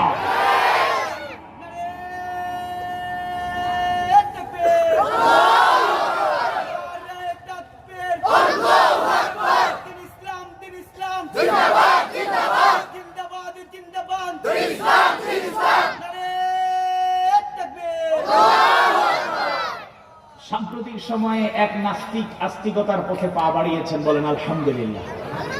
এক টকশোর মাধ্যমে তার পরিচয় বেরিয়ে আসলো, তিনি ডানপন্থীদের সাথে থাকলেও তিনি ছিলেন নাস্তিক। কেউ বলে আধা নাস্তিক আধা আস্তিক, কেউ বলেছেন পুরোই নাস্তিক, কারণ আল্লাহর ব্যাপারে জবাব দিতে গিয়ে যে দুদুল্যমান অবস্থা, সব তালগুল পাকায় ফেলছে, সবাই বলে লোকটা নাস্তিক। তবে খুবই ভালো লেগেছে, নেতিবাচক কথা শুধু বললেই হবে না, ইতিবাচক কথা বলতে হবে। ওই লোকটা অনুশোচনায় ভুগেছে, এখন কয়েকদিন থেকে কোরআন হাদিস ইসলাম সম্পর্কে জানার সুযোগ করে দিয়েছে, বলেন আলহামদুলিল্লাহ। সে নিজে থেকে চর্চা করছে, আলহামদুলিল্লাহ বলেন। আমরা বলি মারহাবা, এটাই আমরা চাই। এত বড় জ্ঞানী জীবনের একটা অন্তিম মুহূর্তে এসে আল্লাহর ব্যাপারে কখনো তার বিশ্বাসটা সেট করতে পারে না। শোনেন, জীবনে বিশ্বাসটা খুব গুরুত্বপূর্ণ, মূল্যবান জিনিস। বিশ্বাসটা ভেঙে গেলে সংসারে শান্তি নেই। স্বামী যদি স্ত্রীকে সন্দেহ করে, স্ত্রী যদি স্বামীকে সন্দেহ করে, এই ঘরটা জাহান্নামে পরিণত হয়ে যাবে। ভাইয়ের প্রতি ভাইয়ের বিশ্বাস যদি না থাকে, বোনের প্রতি বোনের বিশ্বাস যদি না থাকে, ভাইয়ের প্রতি বোনের বিশ্বাস না থাকে, বোনের যদি ভাইয়ের প্রতি বিশ্বাস না থাকে, বাবা মায়ের প্রতি সন্তানের বিশ্বাস না থাকে, সন্তানের প্রতি যদি বাবা মায়ের বিশ্বাস না থাকে, গন্ডগোল এমন পর্যায়ে চলে যাবে, ঘরে ঘরে অশান্তি। যেরকম ঠিক কিনা? এই জন্য লজিক ওয়ালার একটা লজিক দিই, প্রায় জায়গায় অনেক জায়গায় আগেও বলেছি, আপনাদের এখানে বলেছি কিনা আমি জানি না, হয়তো বলেছি। একটা লজিক ছোট্ট করে দিই, নাস্তিকদের আস্তিক হওয়ার জন্য একটা লজিক। আমরা অঙ্ক করতে গিয়ে বলি, মনে করি কয়ের কাছে আছে 10 টাকা। এরা অঙ্ক আসেনি, এরা নাই। মনে করি আমরা সন্দেহাতীত ভাবে আল্লাহর প্রতি বিশ্বাস আমাদের আছে। ওয়াবিল আখিরাতি হুম ইউকিনুন, আখিরাতের প্রতি ঈমান আছে না নাই? আওয়াজ বাড়ি বলে আছে না নাই? বুঝার স্বার্থে লজিকটা দিলাম, বুঝার স্বার্থে, নাস্তিকদের বুঝার স্বার্থে। মনে করি আখিরাত বলতে কিছু নাই। নাস্তিকরা বলে, আমরাও তাদের খাতে সায় দিলাম, যে যুক্তির খাতিরে। তারাও মরলো, আমরাও ইন্তেকাল করলাম, গিয়ে দেখলাম জান্নাত জাহান্নাম বলতে কিছু নাই, দুনিয়া এখানেই শেষ, কিছুই নাই। তারাও বাঁচলো, আমরাও বাঁচলাম। কিন্তু মামুরা, যদি আখিরাত বলতে কিছু থাকে, জান্নাত জাহান্নাম বলতে কিছু থাকে, তখন তুমি ফি নারি জাহান্নাম খালিদিন আবাদা, জাহান্নাম ছাড়া তোমার কপালে কিছুই জুটবে না। আওয়াজ বাড়ি বলুন। যুক্তিটা কি বোঝা গেল? ছোট্ট করে একটা যুক্তি, একটা লজিক। তারা লজিক ছাড়া কিছু বিশ্বাস করে না। আরে মূর্খ, দুনিয়ার এমন কি সৃষ্টি আছে বলো? কেউ না বানালে এমনিও এই যে একটা সামিয়ানা, এই যে প্যান্ডেল খুঁটি দেয়া হয়েছে, যদি কিছু শ্রমিকরা কষ্ট করে এটা না বানাতো, আজকে সুন্দর করে বসতে পারতাম? সামান্য সামিয়ানা, এই যে সামিয়ানা এমনি তৈরি হয় না, অনেকগুলো শ্রমিক কাজ করেছে। আর খুঁটি বিশাল আকাশ, এই সামান্য ছোট্ট সামিয়ানা কেউ না বানালে এমনি হয় না। তুমি কেমনে মনে করো ওই আকাশ, খুঁটিবিহীন আকাশ এমনি সৃষ্টি হয়ে গেল? একটা মঞ্চ, একটা টেবিল, একটা চেয়ার, কত পরিশ্রমের একটা ফসল, এমনি কিছুই হয় না। তুমি এটা বিশ্বাস করো, এটা একজন কাঠমিস্ত্রি বানাইছে। ঘর তুমি বিল্ডিং তুলছো, রাজমিস্ত্রির হেল্প তুমি নিয়েছো, এটা তোমার বিশ্বাস। যে রাজমিস্ত্রি না বানাইলে এটা কেমনে হয়? টাইলস ফিটিং করতে গিয়ে টাইলস মাস্টার দরকার, এটা তোমার বিশ্বাস। কিন্তু তুমি মূর্খ, তুমি জ্ঞান পাবে এটুকু বুঝো না, এই দুনিয়ার এত সৌন্দর্য, ফুল ফল পাখি পশু প্রাণী, নদী নালা পাহাড় পর্বত সমুদ্র, কত সুন্দর। আর তোমাকে আল্লাহ এত সুন্দর করে সৃষ্টি করেছেন। লাকাদ খালাকনাল ইনসানা ফি আহসানি তাকওয়িম, ফান্ডামেন্টাল স্ট্রাকচার এত করেছেন কে? আল্লাহ। সুতরাং ঈমানের ব্যাপারে দ্বিধাহীন চিত্তে আল্লাহকে মেনে নিতে হবে। তবে আমরা একটা সুসংবাদ বলে দেই, আল্লাহকে দেখি নাই, এরপর ঈমান আছে না নাই? একদিন আল্লাহকে আমরা দেখব ইনশাআল্লাহ। না বললেও চলবে নাকি? আওয়াজ বাড়ি বলুন ইনশাআল্লাহ, ইনশাআল্লাহ। জান্নাতীরা সব নিয়ামত পেয়ে যাবে। আল্লাহর পক্ষ থেকে প্রশ্ন করা হবে, জান্নাতীরা যা যা ওয়াদা করা হয়েছিল তোমরা কি পেয়েছো? কিছুক্ষণ ভেবে জান্নাতীরা আবার বলবে, ইয়া রাব্বাল আলামিন, আসল জিনিসটাই তো এখনো পাই নাই। হে আমাদের রব, হে আমাদের মালিক, যে আল্লাহর জন্য, যে আল্লাহর প্রতি ঈমান আনতে গিয়ে আমাদেরকে শহীদ করা হয়েছে, যে আল্লাহর প্রতি ঈমান আনার কারণে কত মজলুমদের হাত কেটে ফেলা হয়েছে, যে আল্লাহর প্রতি ঈমান আনার জন্য কত মজলুমদের পা কেটে ফেলা হয়েছে, যে আল্লাহর প্রতি ঈমান আনার জন্য কত মজলুমের চোখ উপড়ে ফেলা হয়েছে, যে আল্লাহর প্রতি ঈমান আনার জন্য নিরপরাধ হওয়া সত্ত্বেও বছরের পর বছর কারাবন্দী থাকতে হয়েছে। এত কষ্ট যে আল্লাহর জন্য করেছি, ইয়া রাব্বাল আলামিন, আল্লাহকে দেখার আগ পর্যন্ত আমরা আসলে কিছুই পাই নাই। আল্লাহু আকবার। আমরা আল্লাহকে দেখবো, আমরা জান্নাতে থাকবো। তাই আল্লাহকে পাওয়ার জন্য, আল্লাহর দিদার পাওয়ার জন্য, জান্নাত পাওয়ার জন্য দুনিয়ার জান্নাত আমরা চাই না। দুনিয়ায় কষ্ট করব, দুনিয়ায় দুঃখ আমাদের আসতে পারে, হতাশা নিরাশা আসতে পারে, প্রয়োজনে আল্লাহর জন্য, তার রাসূলের জন্য, দিনের জন্য শাহাদাতের পেয়ালা পান করব। দুনিয়ার কোন শক্তির কাছে মাথা নত করা যাবে না, যাবে না, যাবে না।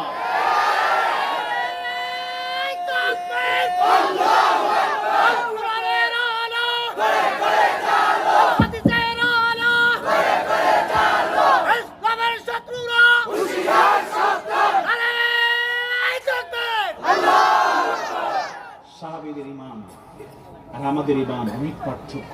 আমাদেরকে সাহাবীদের মতো আল্লাহ ঈমান দাও, বলে না আমিন। সাহাবীদের মতো হওয়া যাবে না, শুধু চেষ্টা করতে তো সমস্যা আছে।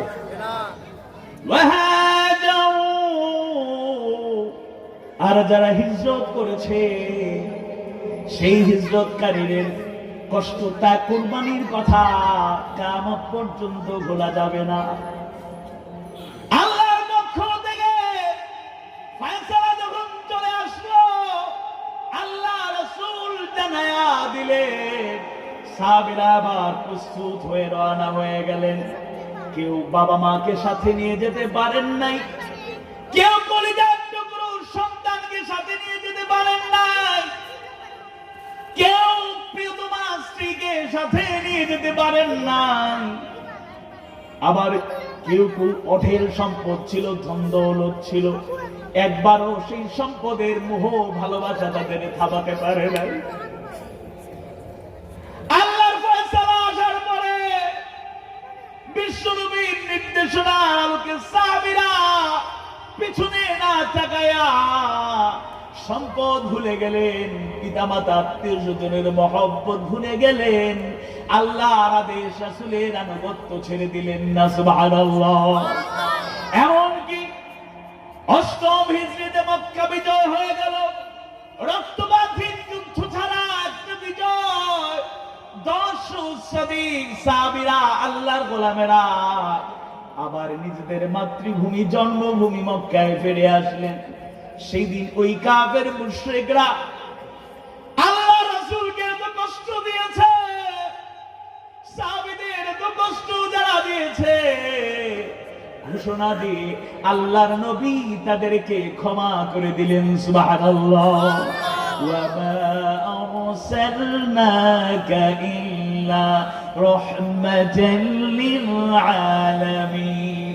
আল্লাহর নবী রাহমত হিসেবে গোটা দুনিয়ার মানুষদের জন্য নাযিল হয়েছেন, তার উজ্জ্বল দৃষ্টান্ত স্থাপন করা হলো। সাহাবীরা মক্কা বিজয়ের পরে আবার মদিনায়, মক্কা বিজয়ের পরে আবার মদিনা থেকে আবার মক্কায় ফিরে আসলেন। দেখেন একটা ঘটনা শোনাই। সাহাবীদের মাঝে যারা অঢেল সম্পত্তির মালিক ছিলেন, ধনী সাহাবীদের মাঝে অন্যতম সাহাবী আব্দুর রহমান বিন আউফ রাদিয়াল্লাহু আনহু অন্যতম ধনী একজন সাহাবী ছিলেন। তিনি একদিন মক্কা বিজয়ের পরে নিজের জন্মভূমিতে ফিরে আসার পরে একদিন কয়েকজন সাহাবী সহ হেঁটে যাচ্ছেন। একটা বাড়ির পাশ দিয়ে যাওয়ার সময় আব্দুর রহমান বিন আউফ ওই বাড়ির দিকে একবার তাকালেন, এরপর আর তাকাচ্ছেন না। আল্লাহ রাসূলের এক সাহাবী লক্ষ্য করলেন, ওই বাড়ির দিকে একবার তাকায়া আব্দুর রহমান বিন আউফ আর তাকালেন না কেন? তাকায়া দেখেন এই বাড়িটা তো আব্দুর রহমান বিন আউফের ছিল। একবার তাকায়া আর তাকান নাই। আল্লাহ রাসূলের ওই সাহাবী জিজ্ঞেস করলেন, ইয়া আব্দুর রহমান, হে আব্দুর রহমান বিন আউফ, এই বাড়ির দিকে তাকাচ্ছেন না কেন? তাকায়া দেখুন এই বাড়ি তো আপনার ছিল। জোরে কোন সুবহানাল্লাহ।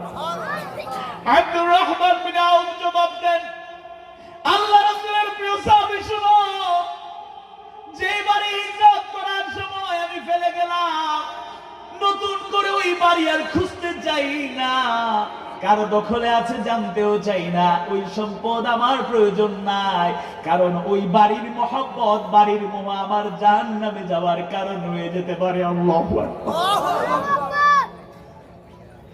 ইমানদার ভাইরা, মুমিন মুমিনা ভাই বোনেরা, মুহাজির সাহাবীরা সবকিছু কুরবানি করে তারা হিজরত করে চলে গেলেন মদিনায়। ওইদিকে আনসার সাহাবীরা এমন সহযোগিতা করেছেন ইতিহাসে বিরল, অতুলনীয়। কিয়ামত পর্যন্ত তাদের উদারতার সাথে কারো উদারতার মিল পাওয়া যাবে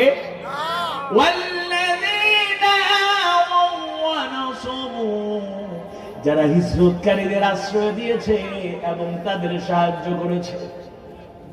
যুবক সাহাবী স্ত্রীকে সাথে নিয়ে যেতে পারেন নাই। ওই যুবক সাহাবী যখন হিজরত করে মদিনায় চলে গেলেন, প্রত্যেকেই তাদের আশ্রয় পেয়ে গেলেন। যাদের বাড়িতে জায়গা ছিল তারা জায়গা ছেড়ে দিয়া আনসার সাহাবীরা মুহাজির সাহাবীদের আশ্রয় দিলেন। শুধু তাই নয়, যে যুবক স্ত্রী সাথে নিয়ে যেতে পারেন নাই, যার একাধিক স্ত্রী ছিল, একাধিক সবচাইতে বাছাই করা স্ত্রীকে তালাক দিয়া ওই মুহাজির সাহাবীর সাথে বিয়ের ব্যবস্থা করে দিলেন। সুবহানাল্লাহ। ওই আনসার সাহাবীরা মুহাজির সাহাবীদের ব্যাপারে এমন দৃষ্টান্ত স্থাপন করলেন, কিয়ামত পর্যন্ত এত কুরবানি কারো পক্ষে করা সম্ভব নয়, এমন উদারতার পরিচয় তারা দিলেন। যারা বাবা মা সাথে নিয়ে আসতে পারেন নাই, আনসার মুরব্বী সাহাবীরা বললেন, তোমার বাবা নাই। কে বলল? আজ থেকে আমি তোমার বাবা হয়ে গেলাম। যারা ভাই নিয়ে আসতে পারেন নাই, আনসার সাহাবীরা দাঁড়ায় গেলেন, ভাই তুমি ভুলে যাও না, আমি আজকে থেকে তোমার ভাই। এরকম করে মহব্বতের বন্ধনে আবদ্ধ করে দিলেন। মুমিন মুমিনের সাথে কেমন সম্পর্ক, উজ্জ্বল দৃষ্টান্ত তারা স্থাপন করলেন। ওয়াহাজারু, যারা হিজরত করলেন তারা উজ্জ্বল দৃষ্টান্ত স্থাপন করলেন। আবার ওয়াল্লাযীনা ওয়া নাসারু, আবার আনসার সাহাবীরাও তাদেরকে আশ্রয় দিয়ে সাহায্য করে উজ্জ্বল দৃষ্টান্ত স্থাপন করলেন। জোরে বলুন আল্লাহু আকবার, আল্লাহু আকবার, আল্লাহু আকবার। ইমানদার ভাইরা, আজকে কেউ অসহায় হয়ে গেলে তার পাশে দাঁড়ানোর দরকার আছে নাই? সামর্থ্যবান যারা এই কঠিন সময়ে বেসরকারি চাকরি অনেকেরই আজ ছুটে গেল, ব্যবসায় মন্দা ভাব দেখা দিল, আর্থিক অনটন বর্তমানে এই দেশে পৃথিবীর আনাচে কানাচে আছে না? পৃথিবীর সবচেয়ে ধনী দেশগুলো আজকে অনেক অসহায়। ইংল্যান্ডের মতো দেশ আজকে অর্থনৈতিক সংকটে, ফিনান্সিয়াল ক্রাইসিসের মধ্যে আছে। এই জন্য আমাদের উচিত একে অপরের পাশে দাঁড়ানো। ওয়াফি আমওয়ালিহিম হাক্কুন লিস-সাইলি ওয়াল মাহরুম। আল্লাহু আকবার। ধনীদের সম্পত্তিদের মধ্যে ওই সব সাইল, যারা হাত পাতে প্রশ্ন করে চায়, এবং যারা বঞ্চিত, তাদের অধিকার আছে না নাই? সুতরাং ধনীরা সম্পদ পেয়ে মনে করবেন এই সম্পদ শুধু আমার। কে বলেছে? এই সম্পদ আপনার নয় শুধু একা, আপনার মালিকানা এই সম্পদ আছে। সম্পদের মালিক মূলত আল্লাহ। আর দুনিয়া যা দিয়েছেন, দুনিয়ার মালিকানা আপনার, একথা সত্য, কিন্তু বঞ্চিতদের, সেই সব অসহায় গরীব মিসকিনদের হক আপনার সম্পত্তিতে আছে। তাই যারা দান করেন, সাদকা করেন, as-সাদাকাতু বুরহানুন, এই সাদকা হলো আপনার জন্য একটা দলিল, একটা প্রমাণ। দুনিয়া আখিরাতে সফলতা, দুনিয়ায় বারাকা আল্লাহ তাআলা দান করবেন, আখিরাতে সফলতা দান করবেন, কোন সন্দেহ নাই। দান করলে ওয়ামিম্মা ওয়াসাকনাহুম ইনফিকুন, রিজিকের মালিক কে? আল্লাহ রিজিক দিয়েছেন, তার থেকে ব্যয় করবেন। আর এই ব্যয় করলে ফায়দা আছে। যে সূরা আনফাল থেকে আলোচনা করছি, 2 এবং 3 নম্বর আয়াতে কারিমায় 5টা গুণাবলী। 3 নম্বর আয়াতে কারিমার শেষ গুণাবলী হলো ওয়ামিম্মা ওয়াসাকনাহুম ইনফিকুন, যারা আল্লাহর দেয়া রিজিক থেকে ব্যয় করে তাদের ব্যাপারে পরের আয়াতে 4 নম্বর আয়াতে 3টা পুরস্কারের কথা বলেছেন কে? আল্লাহ। এর মধ্যে 3 নম্বর গুরুত্বপূর্ণ পুরস্কার হলো ওয়ারিজকুন কারীম, ওয়ারিজকুন কারীম, আর তাদের জন্য রয়েছে সম্মানজনক রিজিক। যেরকম সুবহানাল্লাহ। আপনার সম্পদের মধ্যে দুনিয়া বারাকা দান হয়ে যাবে আপনি যদি এরকম দান সদকা করেন। সম্মানিত ভাইরা, আমি সর্বশেষ যে পয়েন্টটা আপনাদের কাছে সংক্ষেপ উপস্থাপন করে আমার আলোচনা শেষ করব, সেটা হলো সাহাবীদের গুণ ছিল জাহিদু ওয়াজাহিদু ফিল্লাহ, ওয়াজাহিদু ফি সাবিলিল্লাহ, ওয়াজাহিদু বিআমওয়ালিহিম ওয়া আনফুসিহিম ফি সাবিলিল্লাহ। তারা জান মালের ঝুঁকি নিয়ে হলেও আল্লাহর পথে সংগ্রাম করেছেন। যেরকম আল্লাহু আকবার। ওয়াজাহাদু ফি সাবিলিল্লাহ, ওয়াজাহাদু বিআমওয়ালিহিম ওয়া আনফুসিহিম ফি সাবিলিল্লাহ। যেভাবেই বলি না কেন, অনেক আয়াতে কারিমা জিহাদের কথা বলা হয়েছে। জিহাদের অপব্যাখ্যা করে আমরা আবার কেউ জিহাদের অপব্যাখ্যা করে ইসলামকে জঙ্গিবাদের সাথে যুক্ত করতে চায়। জিহাদ আর জঙ্গিবাদ এক হতে পারে? একটু কথা বলেন। জিহাদ এবং জঙ্গিবাদ এক হতে পারে না। আবার মুজাহিদ এবং জঙ্গি এক হতে পারে না। জিহাদ সম্পর্কে ধারণা না থাকার কারণেই লোকেরা জিহাদের ব্যাপারে অপপ্রচার চালায়। জিহাদ শব্দটি যৌতুল থেকে উৎপত্তি, অর্থ হলো চেষ্টা, প্রচেষ্টা করা, প্রাণান্তকর প্রচেষ্টা চালানো। জিহাদ ফি সাবিলিল্লাহ মানে হলো আল্লাহর পথে চেষ্টা প্রচেষ্টা করা। 5টা কাজের ধারাবাহিকতার নাম হলো জিহাদ, 5টা কাজের সমন্বয়ের নাম হলো জিহাদ। কয়টা কাজ? ভালো করে বুঝুন, কয়টা কাজ? 1 নাম্বার হলো দাওয়াতে দ্বীন, الدعوة إلى الله، الدعوة إلى الرسول، الدعوة إلى الحديث، الدعوة إلى القرآن، الدعوة إلى السنة। আল্লাহর দিকে, তার রাসূলের দিকে, কোরআনের দিকে, হাদিস সুন্নাহর দিকে ডাকা হলো জিহাদের 1 নাম্বার কাজ। আল্লাহ রাসূলের নবুয়তী জিন্দেগীর 23 বছরের ধারাবাহিকতা লক্ষ্য করলে এটা মিলে যাবে। যেরকম সুবহানাল্লাহ। ومن أحسن قولا ممن دعا إلى الله وعمل صالحا وقال إنني من المسلمين। الله أكبر। সূরা হামিমা সিজদা 33 নম্বর আয়াত। তার কথার চেয়ে উত্তম কথা আর কার হতে পারে যে মানুষকে আল্লাহর দিকে ডাকে, ওয়া আমিলা সালিহা, আমলে সালেহ করে, শুধু ডাকে না, আর কি করে? আমলে সালেহ করে। ওয়াকাল, আর বলে, ঘোষণা দেয়, ইন্নানি মিনাল মুসলিমিন,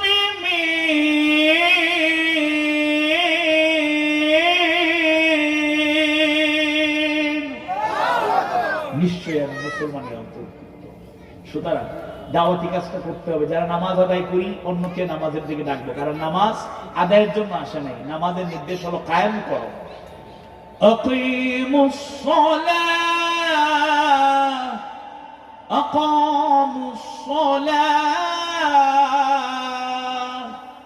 ওয়া ইউকিমুনাস সালাহ ওয়া আকিমিস সালাতা লিযিকরি।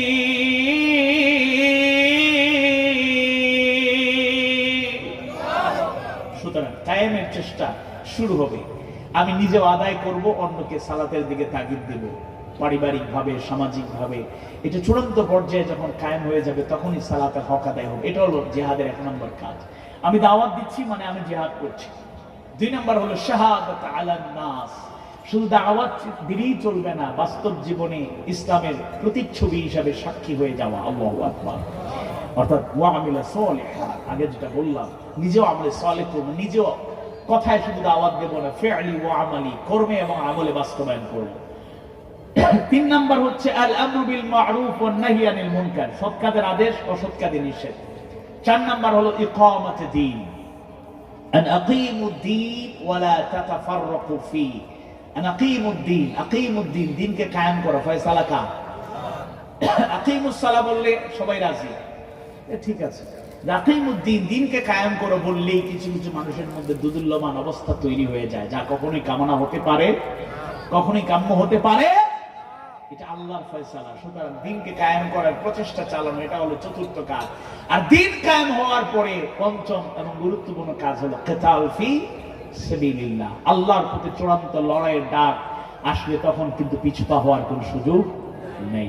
আল্লাহ সুবহানাহু ওয়া তাআলা সূরা আনফাল 8ম সূরার 72 নম্বর আয়াতে কারিমার প্রথম অংশ বিশেষ আপনাদের সামনে তেলাওয়াত করলাম, স্মরণানুবাদ পেশ করলাম। এবং এই আলোকে সাহাবায়ে কেরামের যে গুণ, মুহাজির আনসার সাহাবীদের যে গুণগুলো, মৌলিক 5টা গুণের কথা আমরা 2-1টা পয়েন্ট একটু দীর্ঘ আর বাকিগুলো সংক্ষেপে শুধু স্মরণ করিয়ে দিলাম। কথাবার্তায় ভুল ত্রুটি হলে আল্লাহ তাআলা ক্ষমা করুন, বলুন আমিন। আর যদি শিক্ষণীয় হয়, আমরা আমল করতে রাজি আছি ইনশাআল্লাহ। আমি নিজে এবং আমরা সবাই যেন আমল করতে পারি, আল্লাহ তাআলা তৌফিক দিন, বলুন আমিন। আস্তাগফিরুল্লাহ, ইন্নাল্লাহা গফুরুর রহিম। আস্তাগফিরুল্লাহ, ইন্নাল্লাহা গফুরুর রহিম। আল্লাহুম্মা আনতাস সালাম, আল্লাহুম্মা আনতাস সালাম ওয়া মিনকাস সালাম, تباركت يا ذا الجلال والإكرام رضيت بالله ربا وبالإسلام دينا وبمحمد صلى الله عليه وسلم نبيا ورسولا রব্বুল আলামিন রাহবার ইসলামের সমাজ কল্যাণ সংস্থার অষ্টম তাফসীরুল কোরআন মাহফিলকে শুরু থেকে শেষ পর্যন্ত কবুল আর মঞ্জুর করে নাও। মাহফিল সফল করার জন্য, বাস্তবায়নের জন্য দেশ থেকে বিদেশ থেকে যারা দোয়া করলেন, পরামর্শ দিলেন, টাকা পয়সা দিয়ে সহযোগিতা করলেন, আবার শারীরিক মানসিক পরিশ্রম যারা করলেন, রব্বুল আলামিন সবার সকল সহযোগিতা কবুল আর মঞ্জুর করে নাও আল্লাহ। এই মাহফিলকে কিয়ামত পর্যন্ত দায়েম আর কায়েম রেখো আল্লাহ। অনেকেই দোয়া চেয়েছেন, এই বৃহত্তর এলাকার বাসিন্দা আমাদের একান্ত প্রিয় ভাই মিসবাউদ্দিন ভাই দোয়া চেয়েছেন, অসুস্থ, হাসপাতালে ভর্তি। রব্বুল আলামিন তুমি তোমার গোলামকে সুস্থতা দান করো। গোটা দুনিয়ায় কোভিড-19 এর কারণে, করোনা ভাইরাসে আক্রান্ত হয়ে যারা দুনিয়া ছেড়ে চলে গেলেন আল্লাহ, মুমিন মুমিনা যারা চলে গেলেন তাদের শাহাদাতের মর্যাদা দাও, জান্নাতুল ফিরদাউস নসিব করো আল্লাহ। যারা দুনিয়ার বিভিন্ন প্রান্তে অসুস্থ আছেন সুস্থতা দান করো আল্লাহ। আমাদের মধ্যে যারা অসুস্থ আছেন সুস্থতা দান করো। পারিবারিক অশান্তি থাকলে দূর করে দাও, অভাব অনটন থাকলে দূর করে দাও, ঋণের বোঝা থাকলে হালকা করো, মুক্ত করো আল্লাহ। এই বৃহত্তর এলাকার প্রতি রহমত বর্ষণ করো আল্লাহ। আমরা যারা মাহফিলে গুনার বোঝা নিয়ে হাজির হলাম আল্লাহ, এই গুনার বোঝা নিয়ে আর বাড়ি গন্তব্যে যেতে চাই না। আমাদের গুনার জন্য আমরা অনুতপ্ত, অনুশোচনায় ভুগছি। ওয়াদা করছি গুনাহগুলো করব না, তুমি মাফ করে দাও। রব্বানা যালামনা আনফুসানা ওয়া ইন লাম তাগফির লানা ওয়া তারহামনা লানাকুনান্না মিনাল খাসিরিন। ربنا إننا آمنا فاغفر لنا ذنوبنا وقنا عذاب النار رب ارحمهما كما ربياني صغيرا رب ارحمهما كما ربياني صغيرا ربنا هب لنا من أزواجنا وذرياتنا قرة أعين وجعلنا للمتقين إماما اللهم استر عوراتنا وآمن روعاتنا ربي زدني علما ربي اشرح لي صدري ويسر لي أمري واحلل عقدة من لساني يفقه قولي سبحان ربك رب العزة عما يصفون وسلام على المرسلين والحمد لله رب العالمين آمين.